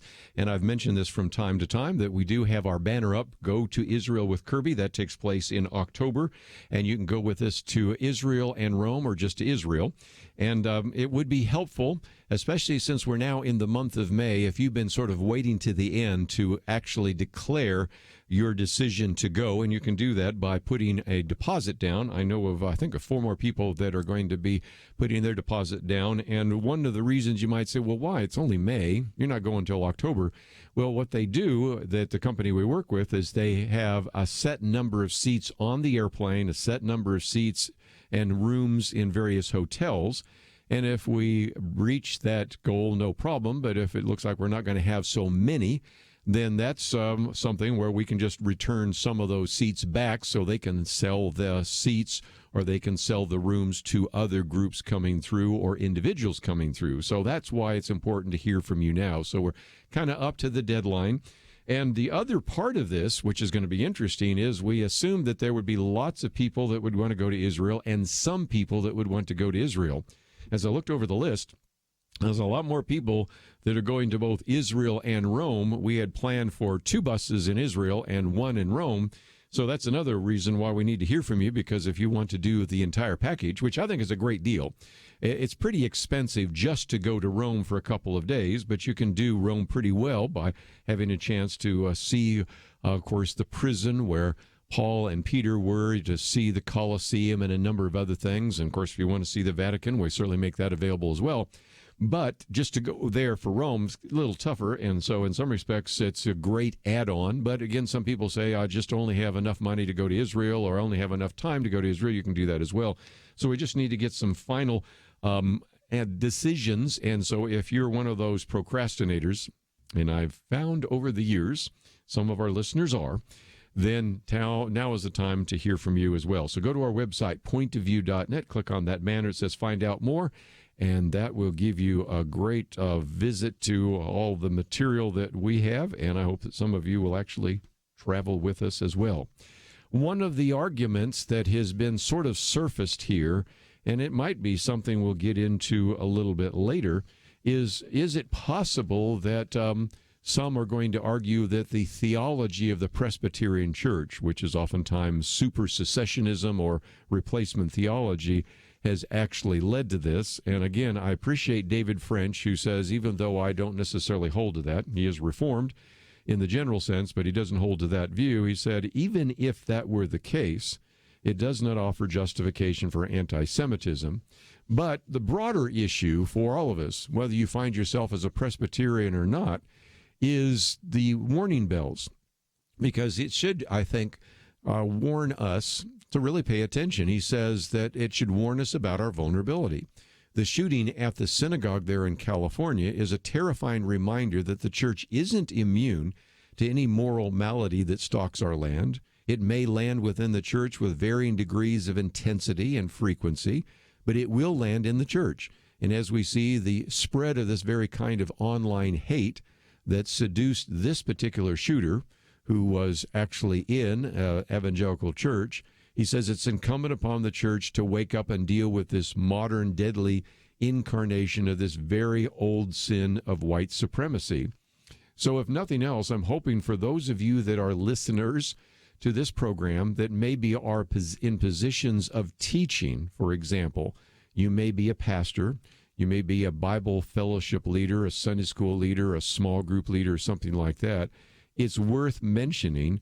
And as well, I think for all of us that are parents or grandparents, we need to understand, as he says, the malevolent forces that stalk our children, including the children of the faithful. And he says in the last 5 years, he says that he and his wife and his kids have heard some really shocking, kind of almost racist comments sometimes from Christians. And so this is just another issue that we need to perhaps address within the church. He says pastors and parents are alert to pornography, though notoriously, he says, ineffective in combating its spread. They're alert to drugs, although, as we've talked on this program before, and you can find my latest booklet on drug abuse, oftentimes parents are the last to suspect some of the things they should. And those are some of the more common challenges, but he's really beginning to help us understand that we need to understand that this could also happen in our churches. And if nothing else, this is a wake-up call for what is taking place. And as I mentioned earlier in this week, there have been some studies that have said that schools are safer than they were in the 1990s. School shootings aren't as common as they used to be, according to what the researchers find. But at the same time, we have what we've talked about this week is this growing and ongoing problem of angry, violent young men. And so I'm going to do a commentary on this, but as I pointed out, there's one study that actually found that about 60% of mass shooters were diagnosed with a mental disorder or exhibited some kind of serious mental illness. And again, some of the advocates for mental illness always want us to point out that the vast majority of people that are mentally ill are not violent and are not taking time bombs. But even when you say 60%, you say, yeah, that's another 40% that don't have those mental issues. When you have this idea of troubled young men, another study that was done by Patrick Alder of the Martin Prosperity Institute found that the mean income of some of these shooters was $65,000, so certainly upper middle class, and many times they came from communities that had high income, but sometimes also high inequality. And then finally, a study that was done of the 39 previous school shooters, this would obviously not include University of North Carolina, Charlotte, found that about half felt bullied or sought revenge, which is true. But again, the question I raise is we've had other children in other decades who felt bullied, maybe even sought revenge, but didn't take out a gun and kill as many people that they didn't know as possible. And that's exactly what's been taking place here. Some people have said, well, gun control. Well, again, about 2/3 of them had access to guns because that meant probably family members had them. And we saw that in a couple of shootings as well. But taking the guns away probably isn't going to happen because they might find other places or other ways to do that. And, of course, one of the other, if you will, Christian terrorists was an individual building bombs in Texas. So, again, quite a number of issues that are front and center. So, again, that is one of the other articles we've posted here, dealing with the shock of an evangelical terrorist. We come back from the break. I want to spend some time, if we can, getting into a couple of other issues in the news. We've learned a lot more this last week about Bernie Sanders and his trips to Russia. Also want to take on some of the arguments he is making, and also Penna Dexter's commentary on some of the arguments Elizabeth Warren are making to try to win your vote.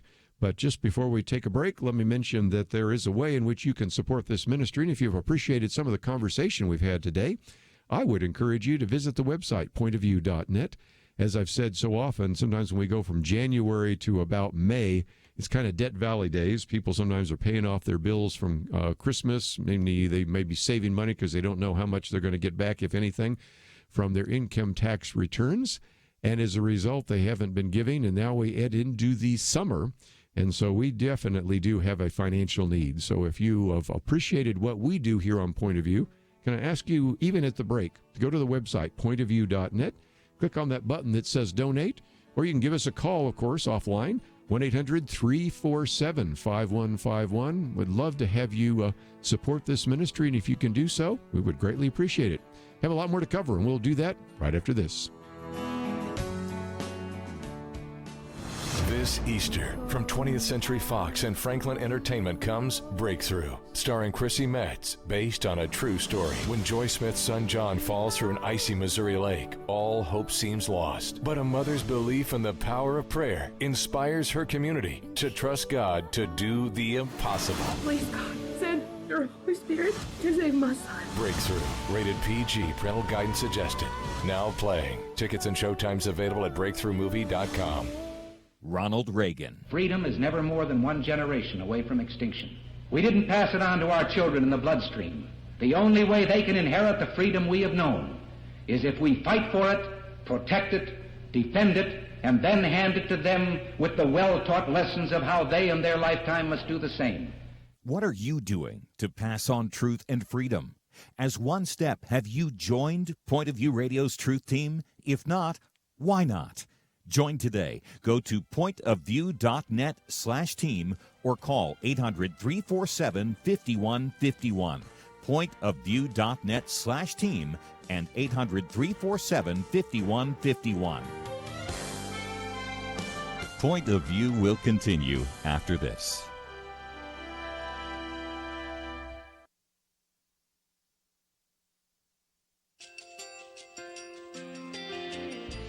I just want to thank you so much for all the wonderful programming you have. You're just absolutely fantastic. I recently started listening to Point of View, and I really found it interesting because of the different subjects you cover. Thank you for that. I really appreciate everything that you do in keeping us informed. Thank you, Kerby, for everything that you have been doing. I appreciate all the work that you're doing, advocating for the Word of God. Thank you so much. Point of view, I think, is absolutely necessary because it's a Christian perspective, a biblical worldview perspective, and receive very current, up-to-date information about what is really going on, week to week in our culture, which is changing so rapidly, and yet it's morally sliding backwards. Yeah, I'm just, first of all, I think y'all's program is wonderful, and enjoy it every day. I learn so much every time I listen to it. Point of View Radio Talk Show.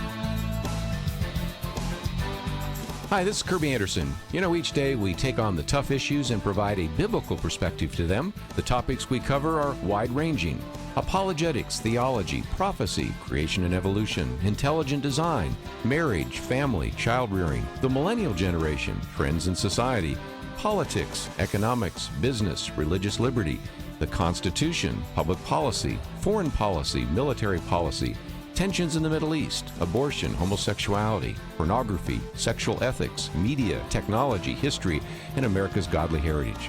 We talk about anything that affects your faith, your family, or your freedom. So don't go anywhere, because Point of View continues right now.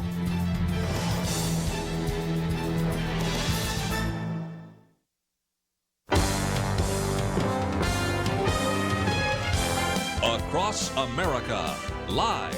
This is Point of View.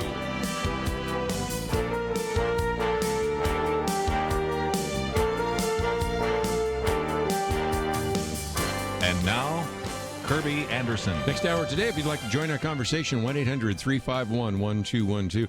We have posted quite a number of articles today, and one of those that if you have not seen it, I thought I'd bring to your attention, then move on. It's not worth a whole lot of commentary other than just to shake your head and say, this illustrates sometimes what's in the mind of individuals, but some people, even though they think it, they don't say it. But you got to love some people being honest enough to say what they've been thinking for many years. And that comes from Alabama. I know our listeners in Alabama probably are already familiar with this. State Representative John Rogers, who the other day made some comments that, of course, went viral. The comments were this. He was basically filibustering a pro-life bill in Alabama. We've been following many of these around the state, the so-called heartbeat bills. But nevertheless, he said some kids are unwanted, so you kill them now or you kill them later. Can you believe that? I mean, that's amazing. He says you bring them in the world unwanted, unloved. You send them to the electric chair, so you kill them now or you kill them later. I mean, this, again, is just one of the things that I've heard in some college classrooms where people don't necessarily have to feel like they have to be real honest about or even politically correct. They can just kind of fire off all sorts of comments. But that is exactly what indeed has been transpiring as you've seen more and more people sort of double down on this issue of abortion, which I think is going to be a very significant issue in the 2020 election. Because in the past, there has always been an attempt to portray pro-life politicians, Republicans, or we have some pro-life Democrats in the House, not many, but we have some, but to portray them as extremists. But it's becoming more and more obvious that when you're starting to have various state legislatures say, wait a minute, can't we at least have a ban on third trimester abortions? Can't we at least limit access to abortion? Can't we have a 24-hour waiting period? Can't we have parental consent?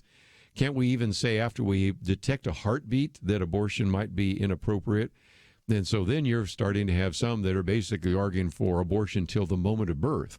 And, of course, that brings us back, to, of course, to those comments by the governor in the state of Virginia.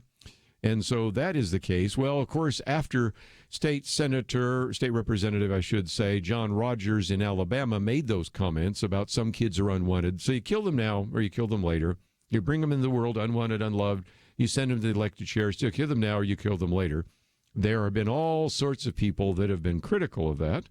One of those, interestingly enough, was Donald Trump Jr., who also rebuked Rogers for his comments.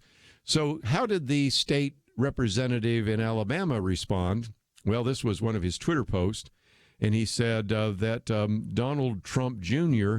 Is, kind of a hypocrite because he was criticizing him for unwanted kids. And Donald Trump Jr. said that's proof that mothers ought to have the right to have an abortion because he's evidently retarded or crazy. So there we go. So the argument was, I know there's something wrong with that boy, he said, of Donald Trump Jr., and probably would have been better if he had been aborted, so he wouldn't have made that stupid comment. So anyway, if you had not seen that viral statement, it is on our website. You can do with it as you see fit. We can get to another article I've posted. It's by our friend Tom Gilson. He's been in studio with us before. And he says, what exactly is the problem with evangelicals and politics? Because he says that there are sorts of surveys and even some commentators and pundits that have said that evangelicals should not be involved in politics. Okay, that's kind of been around since the 1980s at least. But if nothing else, he takes on kind of 4 of the possible arguments that are made. And so I'm going to hit those real quickly before we move on to some other issues. But number 1, the argument is Christianity should have nothing to do with politics. And he says, for some Americans, religion is a heavenly matter that has nothing to do with worldly affairs. Others will accept it as a private practice for the home and church, but one it kept out of the public square.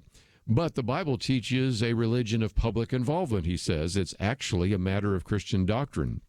And in a republic like we have, that necessarily includes political involvement. So when people tell Christians we should keep our religion out of politics, they're imposing basically contrary, unchristian views on us. So if we follow the Bible's teaching on this, how does that harm our witness?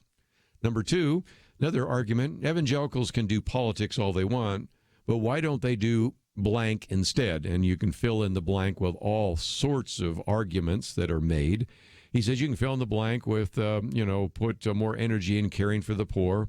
Why don't they fight divorce like they oppose gay marriage? Why don't they help young mothers as much as they fight against abortion? The answer to that, he says, is easy. We do. We don't do it as publicly as we do our politics, but that only makes sense. Politics is a public activity.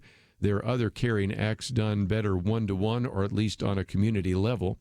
And if you disagree with that, I would certainly encourage you to look at the book, for example, by Arthur Brooks, Who Cares?, in which he points out that what happens oftentimes is liberals talk about getting involved in society, conservatives actually do.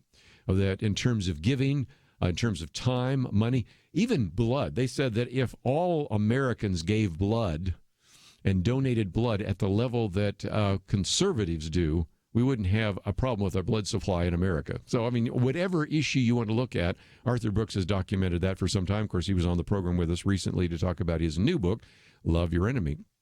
Okay, number 3, we don't like evangelicals' moral values, but maybe it isn't our involvement in politics that bugs people, it's our policies.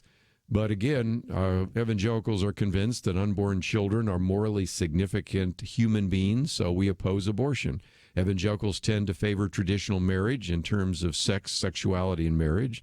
Evangelicals are strong in helping others in need, but they don't think the government does a very good job of it and question whether that should be done through forced taxation or whether the church can and has always been more effective in reaching those particular groups. And evangelicals are convinced our nation must sustain its economy, its identity to sustain its compassion. And so, again, oftentimes support wise and firm immigration policies. And so number 4, the other argument, we've heard this before, evangelicals are hypocrites for supporting Donald Trump. And he says maybe the real reason is our support for Donald Trump. Forget for a moment that people were telling us to stay out of politics long before anybody even thought about Donald Trump as a candidate for the presidency. But here's how the line goes. Evangelicals came down hard on Bill Clinton, but give Donald Trump a pass. And I don't think that you would say that if you listen to this program on many occasions. But nevertheless, I would say maybe that is the case. But again, the focus, I would suspect, if you want to read the entire article, talks about the fact that while we may disagree with some of the things he has done in the past, let me also emphasize the past. I saw somebody pointing out that some of the things that get brought up happened more than a decade ago after this individual, the president, claimed at least he became a Christian. Whether he did or not, I'll leave that to the Lord. But if nothing else, it illustrates again that they still don't give that a pass, but they are grateful for putting some people in positions of leadership in the cabinet and also certain individuals that Kelly Shackelford has told us about in the federal judiciary to stand up for some of those principles like life and marriage and all sorts of other very important topics. Let's take a break, though, and get back into some more issues right after this.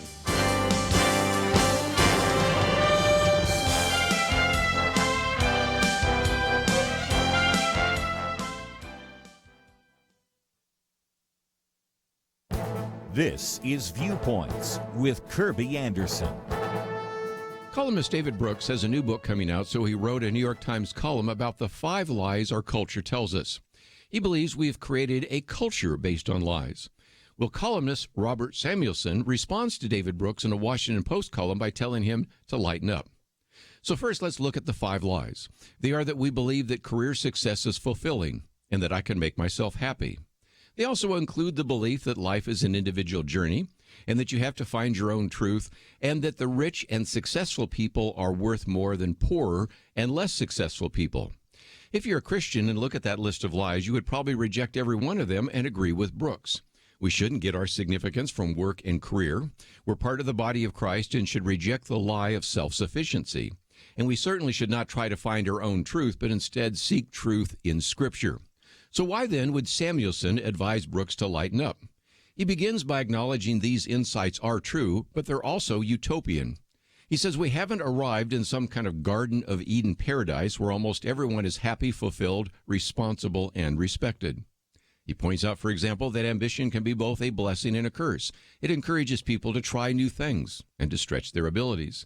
But people obsessed with their projects and obsessed with themselves mistreat others and cause problems.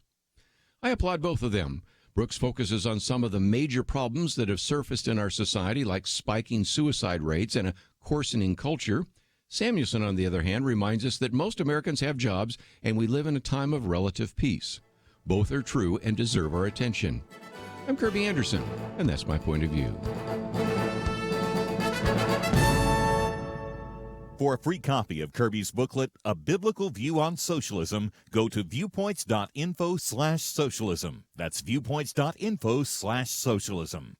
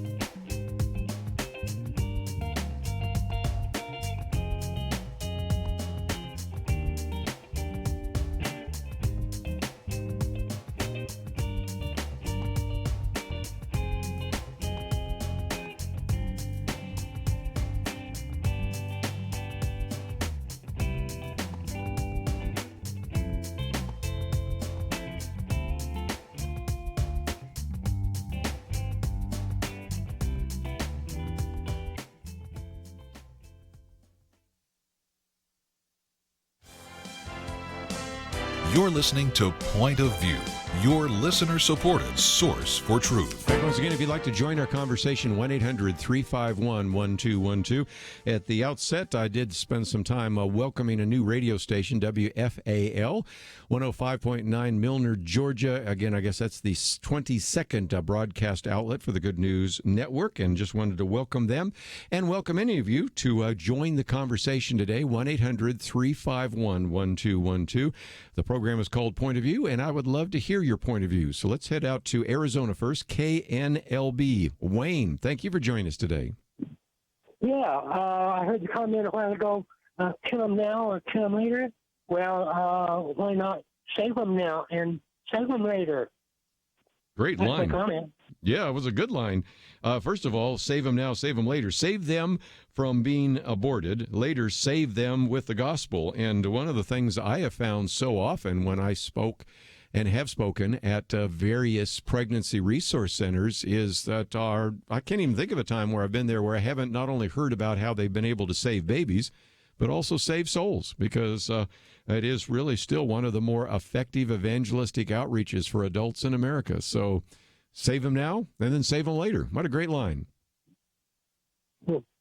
Well, thanks for joining us today. And again, he was talking about this comment, and I didn't want to spend a lot of time on it, but the state representative in the state of Alabama, John Rogers. By the way, any of you from Alabama, if you want to give us more context, all I know is the viral remarks during filibuster. Some kids are unwanted, so you kill them now or you kill them later. You bring them into the world unwanted, unloved. You send them to the elected chair, so you kill them now or you kill them later. So anyway, we can see that. But then even the fact that when he was criticized by Donald Trump Jr., Then he just doubles down by saying, Donald Trump Jr. is proof that mothers ought to have the right to have an abortion because evidently he's retarded or crazy. There's something wrong with that boy, and that's the only reason. If he had been aborted, he wouldn't have been allowed to make that stupid comment. Got pretty ugly. And again, I don't spend a lot of time on some of that because it's not worth a lot of our time and attention, but I mention them because I cannot tell you the number of times people say, I listened to your program, but you didn't mention X.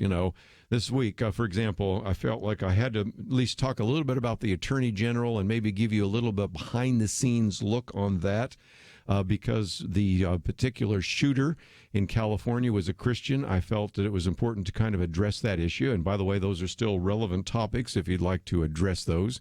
And then, of course, you have had a situation in which you just simply could not get anybody in the Democrat Party to even acknowledge that maybe at the very least we could pass legislation that would actually prohibit you from killing a baby after it was aborted ineffectively. And I've got this piece from our good friends at Faith in Action. That's Ralph Reed's group, who, by the way, was speaking in the Rose Garden yesterday with the president. But again, only 3 Democrats in the U.S. Senate actually voted in favor of Senator Ben Sasse's legislation, Baby Born Alive Protection Bill.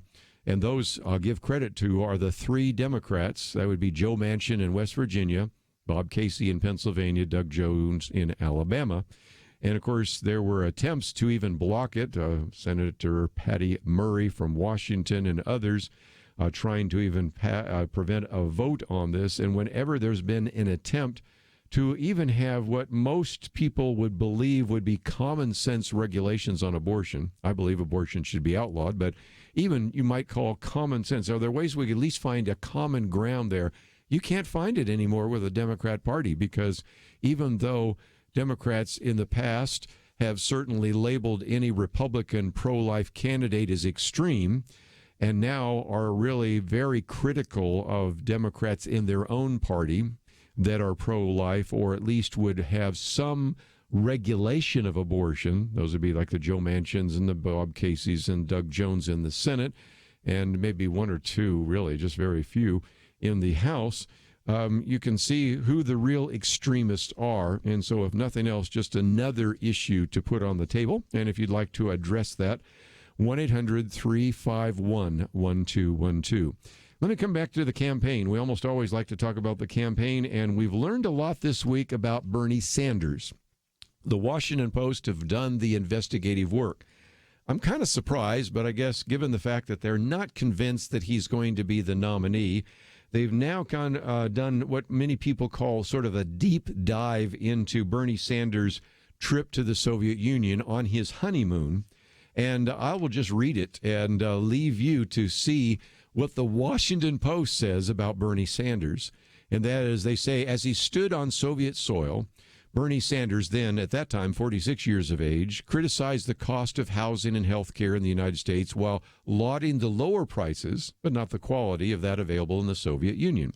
Then at a banquet attended by about 100 people, Bernie Sanders blasted the way the United States had intervened in other countries, stunning one of those who had accompanied him. David Kelly, who was there, said, I really got upset and walked out because he'd helped arrange the trip and was really the only Republican in the entourage with Bernie Sanders. He said, when you're a critic of your country, you can say anything you want on your home soil. At that point, the Cold War wasn't over, the arms race wasn't over, and I just wasn't comfortable with it. Then, of course, you had Bernie Sanders had visited, and again, I'm still reading from the Washington Post, had visited Nicaragua in 1985 and hailed the revolution led by Daniel Ortega, which President Ronald Reagan opposed. And Sanders said, quote, I was impressed then of Ortega while allowing that I will be attacked by every editorial writer for being a dumb dope. At the same time, again, still quoting from the Washington Post here, Sanders voiced admiration for the Cuban Revolution led by Fidel Castro, whom Reagan and many others in both parties routinely denounced. And Bernie Sanders, in turn, said Americans dismiss socialist and communist regimes because they didn't understand the poverty faced by many in third world countries. He said, quote, the American people, many of us are intellectually lazy. said that in an interview in a radio station that it was out of Burlington, Vermont. So, again, some interesting things. And after I go back and take another phone call, I'll talk about one of the kind of the catchphrases that Bernie Sanders is using these times in the campaign and just do an economic analysis of it. But let's, if we can, give you a chance to join the conversation. So let's go to the state of Georgia on the Good News Network. And Kim, thank you for joining us today here on Point of View. Hi, how are you? Very good. What would you like to add to our conversation? Well, it was in reference to the quote about the kill me now or kill me later. And while I don't agree with that statement, I can understand it. And I feel like there's a lot of shame that can be attached to pregnancy, specifically from young mothers, or even if it's not a young mother, an unwed mother, or minority children. Sometimes there's a lot of shame attached to women where they feel like their lives or they cannot continue in grace or Yep, I think I kind of lost you, but again, that's the idea of shame. You know, one of the things that probably was true back a few decades ago is that if someone became pregnant, it was shameful and they were spirited away. I think in some respects we've become tolerant, maybe overly tolerant now, and that may be not to be the case. But I think the argument, back to your point that you were making, is that he was saying, look, you know, we see these African-American boys that are ending up in a bad situation, so why don't we just kill them in the womb rather than have these unwanted children that end up going to prison or end up going to the electric chair? First of all, that's a pretty crass view of humanity. Second of all, it simply isn't true. I think if you were to go back and look at the circumstances, let me pick one of my all-time favorite heroes, Ben Carson, Dr. Ben Carson, now Secretary Ben Carson, and look at the tragic situation that he found himself in, or his mother found herself in, you would not have predicted a really positive income for Ben Carson, would you? And so, again, this idea that on the front end we can determine what lives are not worth living because these would be unwanted children and it's just going to be a life of grief and they'll end up in prison or end up on the electric chair, first of all, is a really crass view of the world, but also certainly isn't a biblical one. But, Kim, again, we kind of lost your call there, but I think I understand your point. And if you'd like to join our conversation, 1-800-351-1212. We'll take some more phone calls after the break. And I do want to take on one other issue from Senator Bernie Sanders before I get to Penna Dexter's commentary from Senator Elizabeth Warren, because they're both making some statements which just aren't economically true. And that's why I think it's important from time to time that whether these statements are being made by Alexandria Ocasio-Cortez, by Senator Bernie Sanders, or Senator Elizabeth Warren, we need to give you a perspective that maybe you won't hear anywhere else except here on Point of View. So that's what we're going to do. We've got a lot of articles we've posted on the website today, and if you'd like to read any one of them, they're available to you at pointofview.net. When you go there, we'll help you click on the button that says Donate, and we'll be back right after this. Question, do you have a health insurance plan you are not happy with? Well, Bethany and Jason thought they were stuck. Their plan just kept getting more expensive, and Bethany's favorite doctor didn't even take that plan anymore. And then some friends at church told them about MediShare. With our previous insurance, we were paying $1,200 a month. With MediShare, we now pay around $600 a month. Yes, they're paying $600 less per month, and that's a pretty typical savings with MediShare. And they actually like MediShare more. I was able to go back to my original doctor that I absolutely loved, and it's just been an absolutely beautiful thing being a part of MediShare. Yeah, so they pay a lot less, and they like it more. No wonder MediShare is growing so fast. Find out more. They're super easy to talk to. All you have to do is call 855-90-BIBLE. That's 855-90-BIBLE. 855-90-BIBLE. It takes a team to win. Be part of Point of View's Truth Team and bring truth and healing to America. Go to pointofview.net/team, pointofview.net/team, and 800-347-5151. Point of View will continue after this.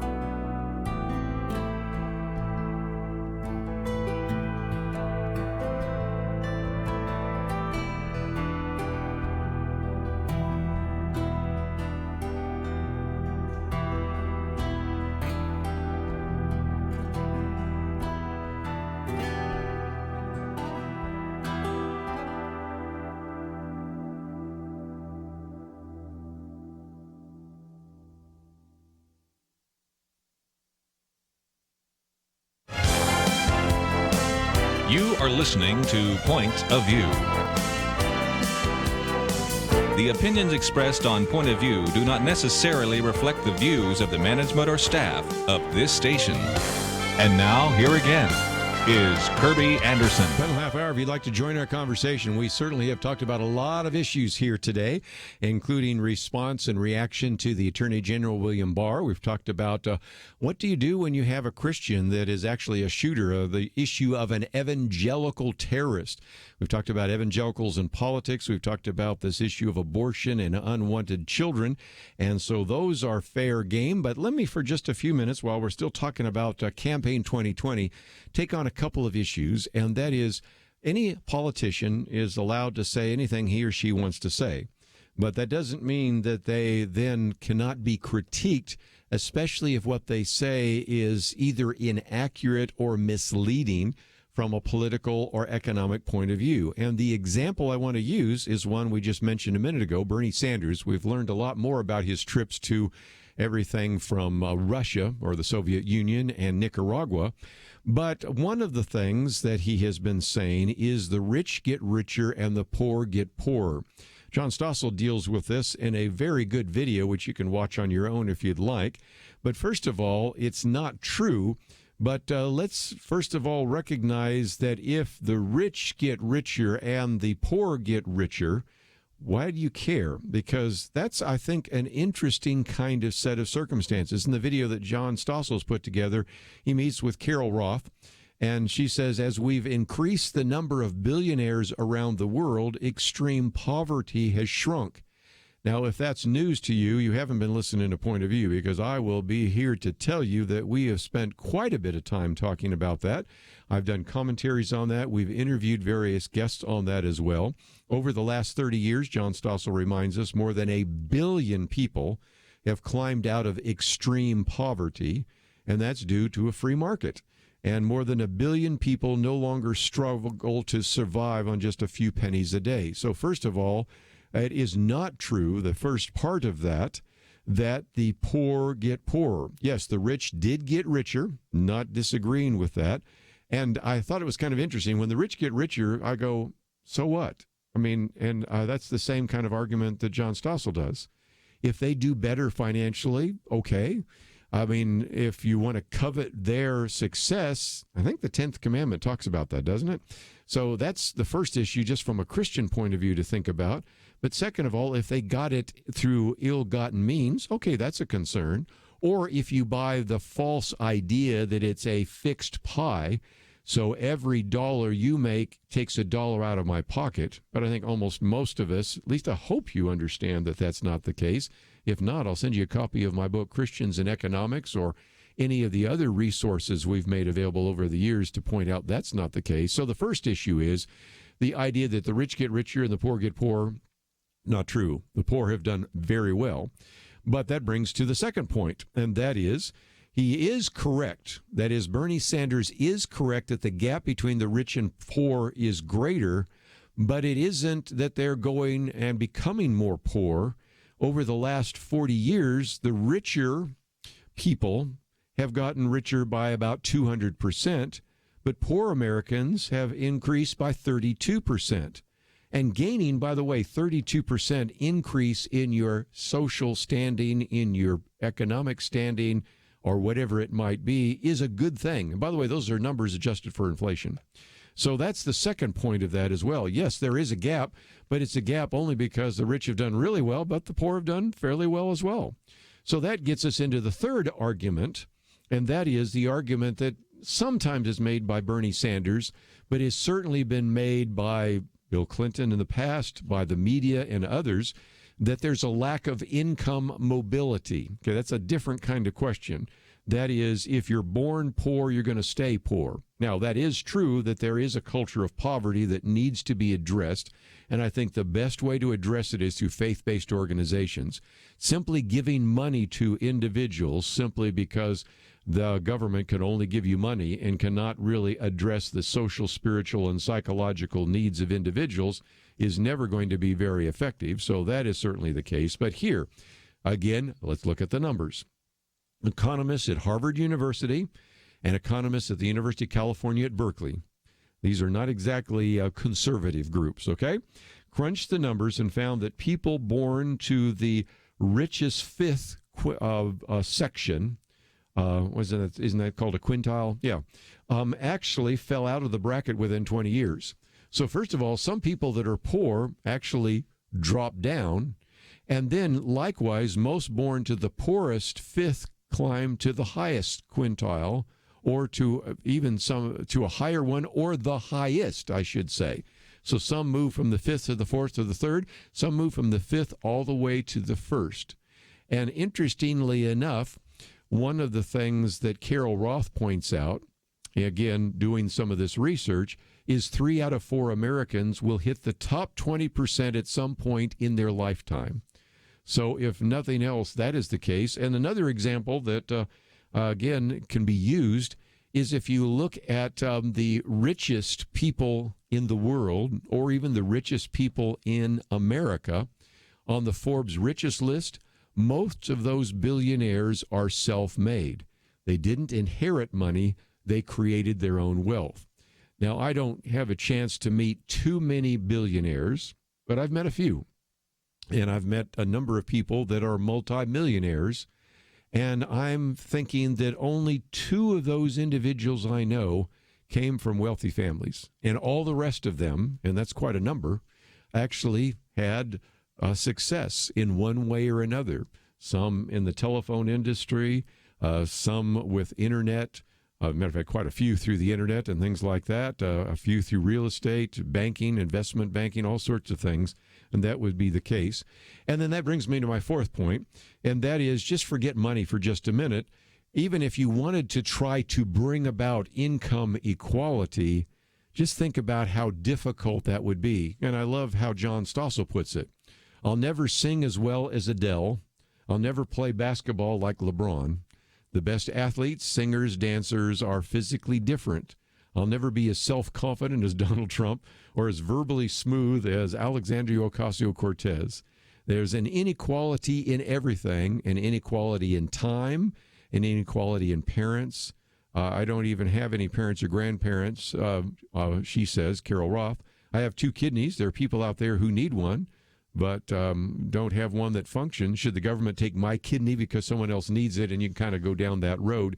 And there's a very good piece that over the years has been done by an individual that we've had on the program, Jay Richards, in which he really addresses some of those attempts to try to have some level of income equality.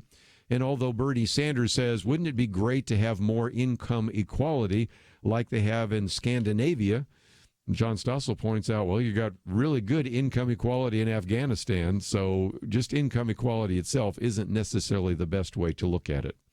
But while we're talking about campaigns, and you will hear this phrase, the rich get richer and the poor get poor, it's first of all not true, and there's a lot behind it.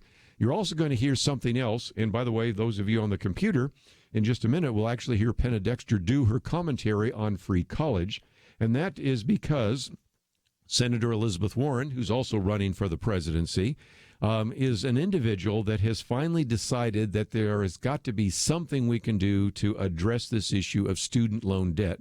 So her plan would actually cancel out $50,000 in student loan debt for every borrower with an annual household income under $100,000. And loan forgiveness would eventually phase out by the time you have a family that makes, say, $250,000 a year. But what we are dealing with right now, and the most recent issue of the Outlook magazine addresses the issue of debt. One of my articles is on government debt and the entitlement programs, but the other one was on consumer debt, whether it's mortgage debt, student debt, credit card debt, all sorts of other things. But again, one of the largest areas of debt in America today is student loan debt, about $1.5 trillion.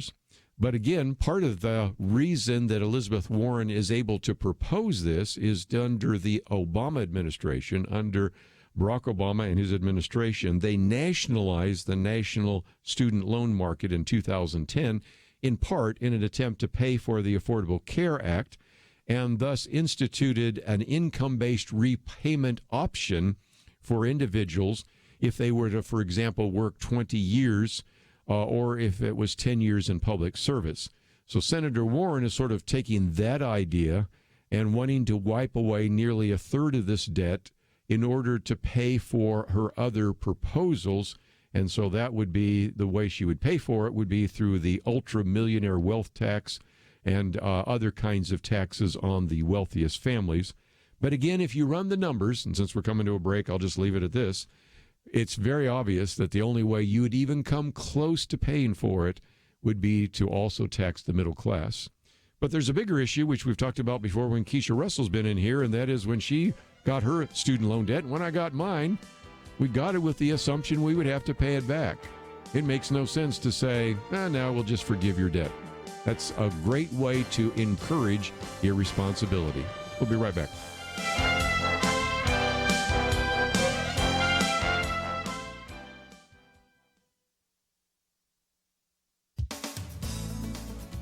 Elizabeth Warren is perhaps not the most exciting candidate in the field of Democrats looking to challenge President Trump, but she's formulating bold proposals other candidates must react to. She's targeting a millennial voting bloc with proposals like universal child care, affordable housing, and now a plan she claims would completely eliminate student loan debt for 75% of all borrowers and cut indebtedness for the rest. The plan would cancel up to $50,000 in student loan debt for every borrower with annual household income under $100,000. The loan forgiveness amount phases out as income rises, with no family earning over $250,000 per year receiving any loan forgiveness. Still, under these limits, plenty of upper-class earners would qualify. Currently, Americans owe about $1.5 trillion in student debt. Senator Warren estimates her proposal will cancel some $640 billion of it. The Obama administration nationalized the student loan market in 2010 in an attempt to help pay for the Affordable Care Act. It instituted income-based repayment options that cap payments and forgive balances after borrowers work for 20 years, 10 if they work in, quote, public service. Senator Warren suggests we wipe away nearly a third of this debt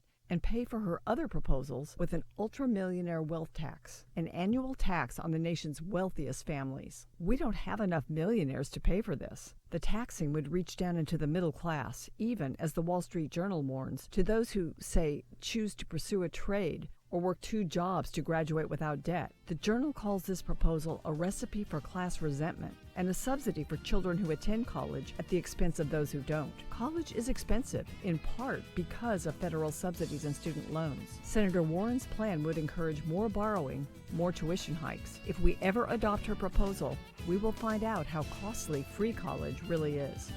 For Point of View, I'm Penna Dexter.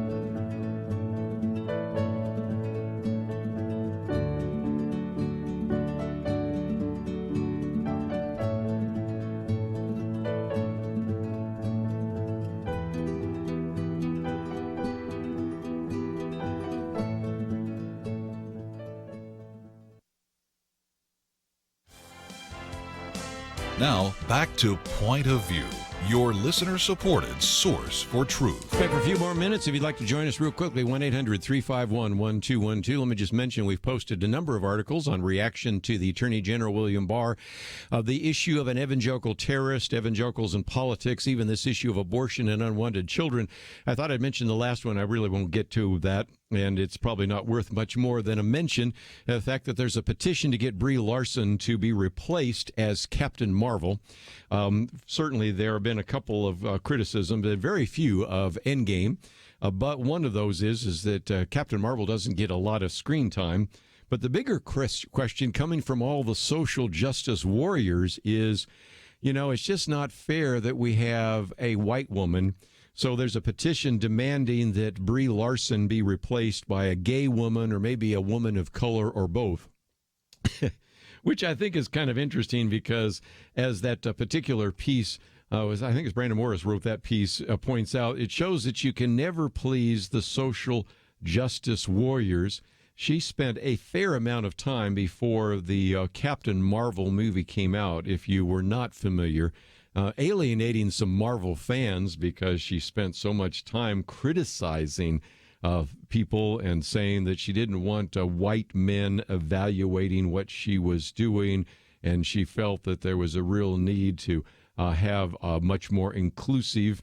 And so it's kind of interesting to see if you indeed will find her saying, okay, maybe I will resign. I got a feeling she won't because she likes the attention and the, not to mention the money. But nevertheless, I just wanted to post that one there because it just shows you the crazy world that we find ourselves in, that Captain Marvel can't just be celebrated, but has to be replaced by a gay woman of color. And if you want to read a little bit more about it, it's on our website as well. Kelly Shackelford couldn't be here, but one of the things Kelly would have brought up, I think, is this piece that just came out by Gerard Bradley. I'm going to see if we can get him on the program. If we can, I hope Kelly could even join us either by phone or in studio, because he is a professor of constitutional law in Notre Dame. And his piece is entitled Sexual Identity Politics and Religious Freedom in a Secular Age. But that's a long way of saying this. He says, for the first time in American history, it has become respectable to publicly oppose religious liberty and its supreme value in our polity. This unprecedented turn, he says, is ominous. It will not only diminish our constitutional law, it will remap our common life, for religious liberty has always been a linchpin of our political culture. And the point he's making is that this country was founded on the basis of religious liberty. He talks about how that was really part of the Protestant soil in America, then goes on to add, since he's Catholic, some of the ideas of Catholics as well and the beliefs there, and then some of the key cases, and how in most cases religious liberty has been allowed to triumph or trump any kind of political issue, and of course points out a few exceptions. One of those is we did not allow the Church of Jesus Christ of Latter-day Saints to practice polygamy, at least officially, although sometimes it's been done unofficially, but points out that now with this rise of identity politics, and in particular the rise of the LGBT issues and agenda, there is a real battle and an ongoing battle between those who are believing that we should continue to have and should even expand religious liberty back to what it should be, and also the advancement of the LGBT agenda. And so this is something we're certainly going to spend some time probably talking about in the next couple of weeks. And I'm pretty sure that Kelly will not be traveling the day before next Friday, so we'll get him in. I think we've got Penna Dexter and Kelly Shackelford in studio next week, and that's kind of a rarity. So that's going to be an opportunity to delve into this whole idea of religious liberty a little bit more.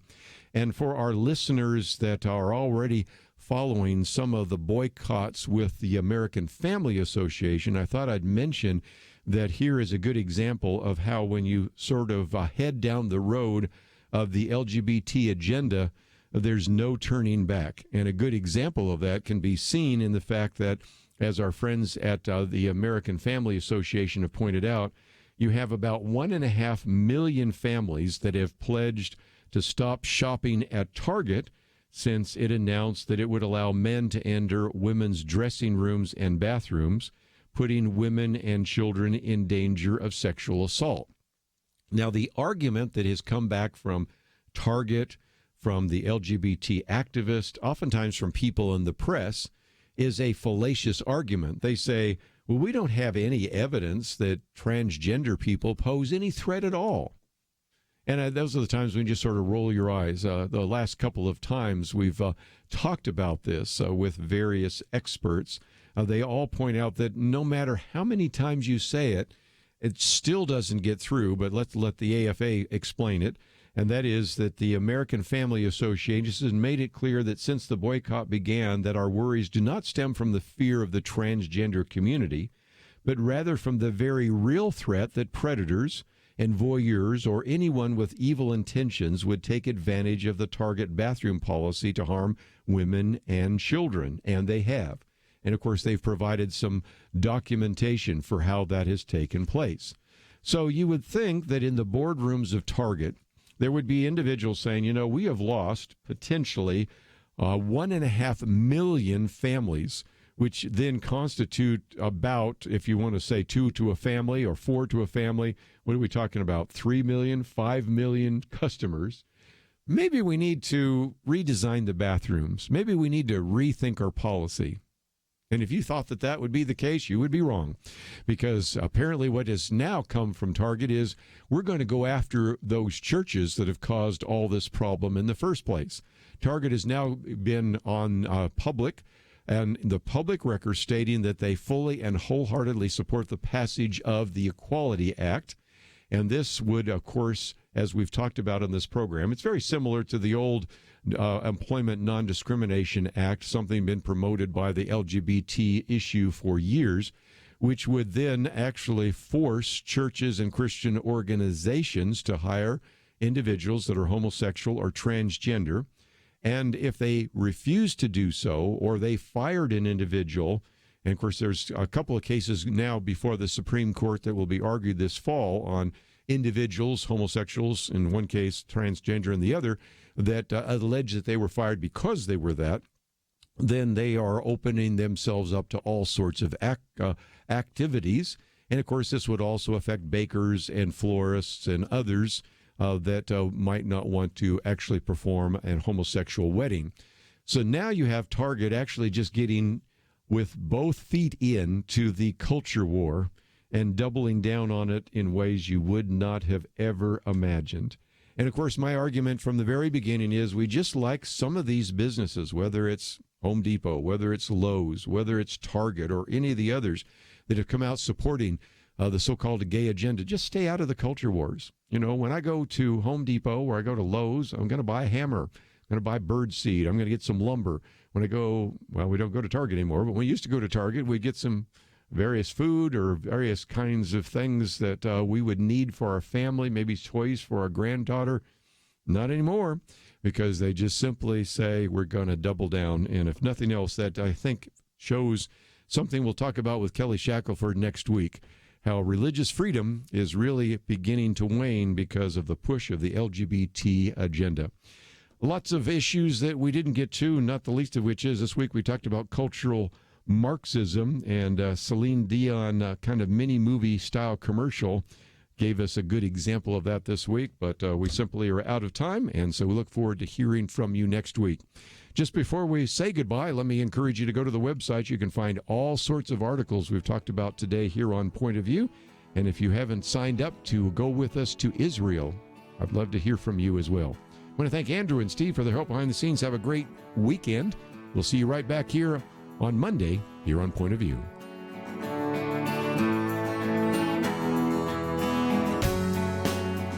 It's amazing but true. When it comes to one of America's biggest household expenditures, healthcare, a lot of people think they've got no choice. People are used to thinking we have to do it this way, but they don't. Yes, you have the freedom to choose an alternative with your healthcare. It's MediShare, and it costs way less than the alternatives. The typical family saves $500 a month, not a year, a month. And if you're single, this can save you a lot too. And let's face it, a big reason MediShare is 400,000 people strong, it just works. They've shared over $3 billion in medical bills, so they can help share your needs too. Joining MediShare for so many people is one of those things that makes you say, why didn't I do this before? So yes, the time has come for something better. Look into joining MediShare and see why so many people are opting out of the old way and into the new. Why not look into this? Just call 855-90-BIBLE. That's 855-90-BIBLE. 855-90-BIBLE. It takes a team to win. Be part of Point of View's Truth Team and bring truth and healing to America. Go to pointofview.net/team, pointofview.net/team, and 800-347-5151. Point of View is produced by Point of View Ministries.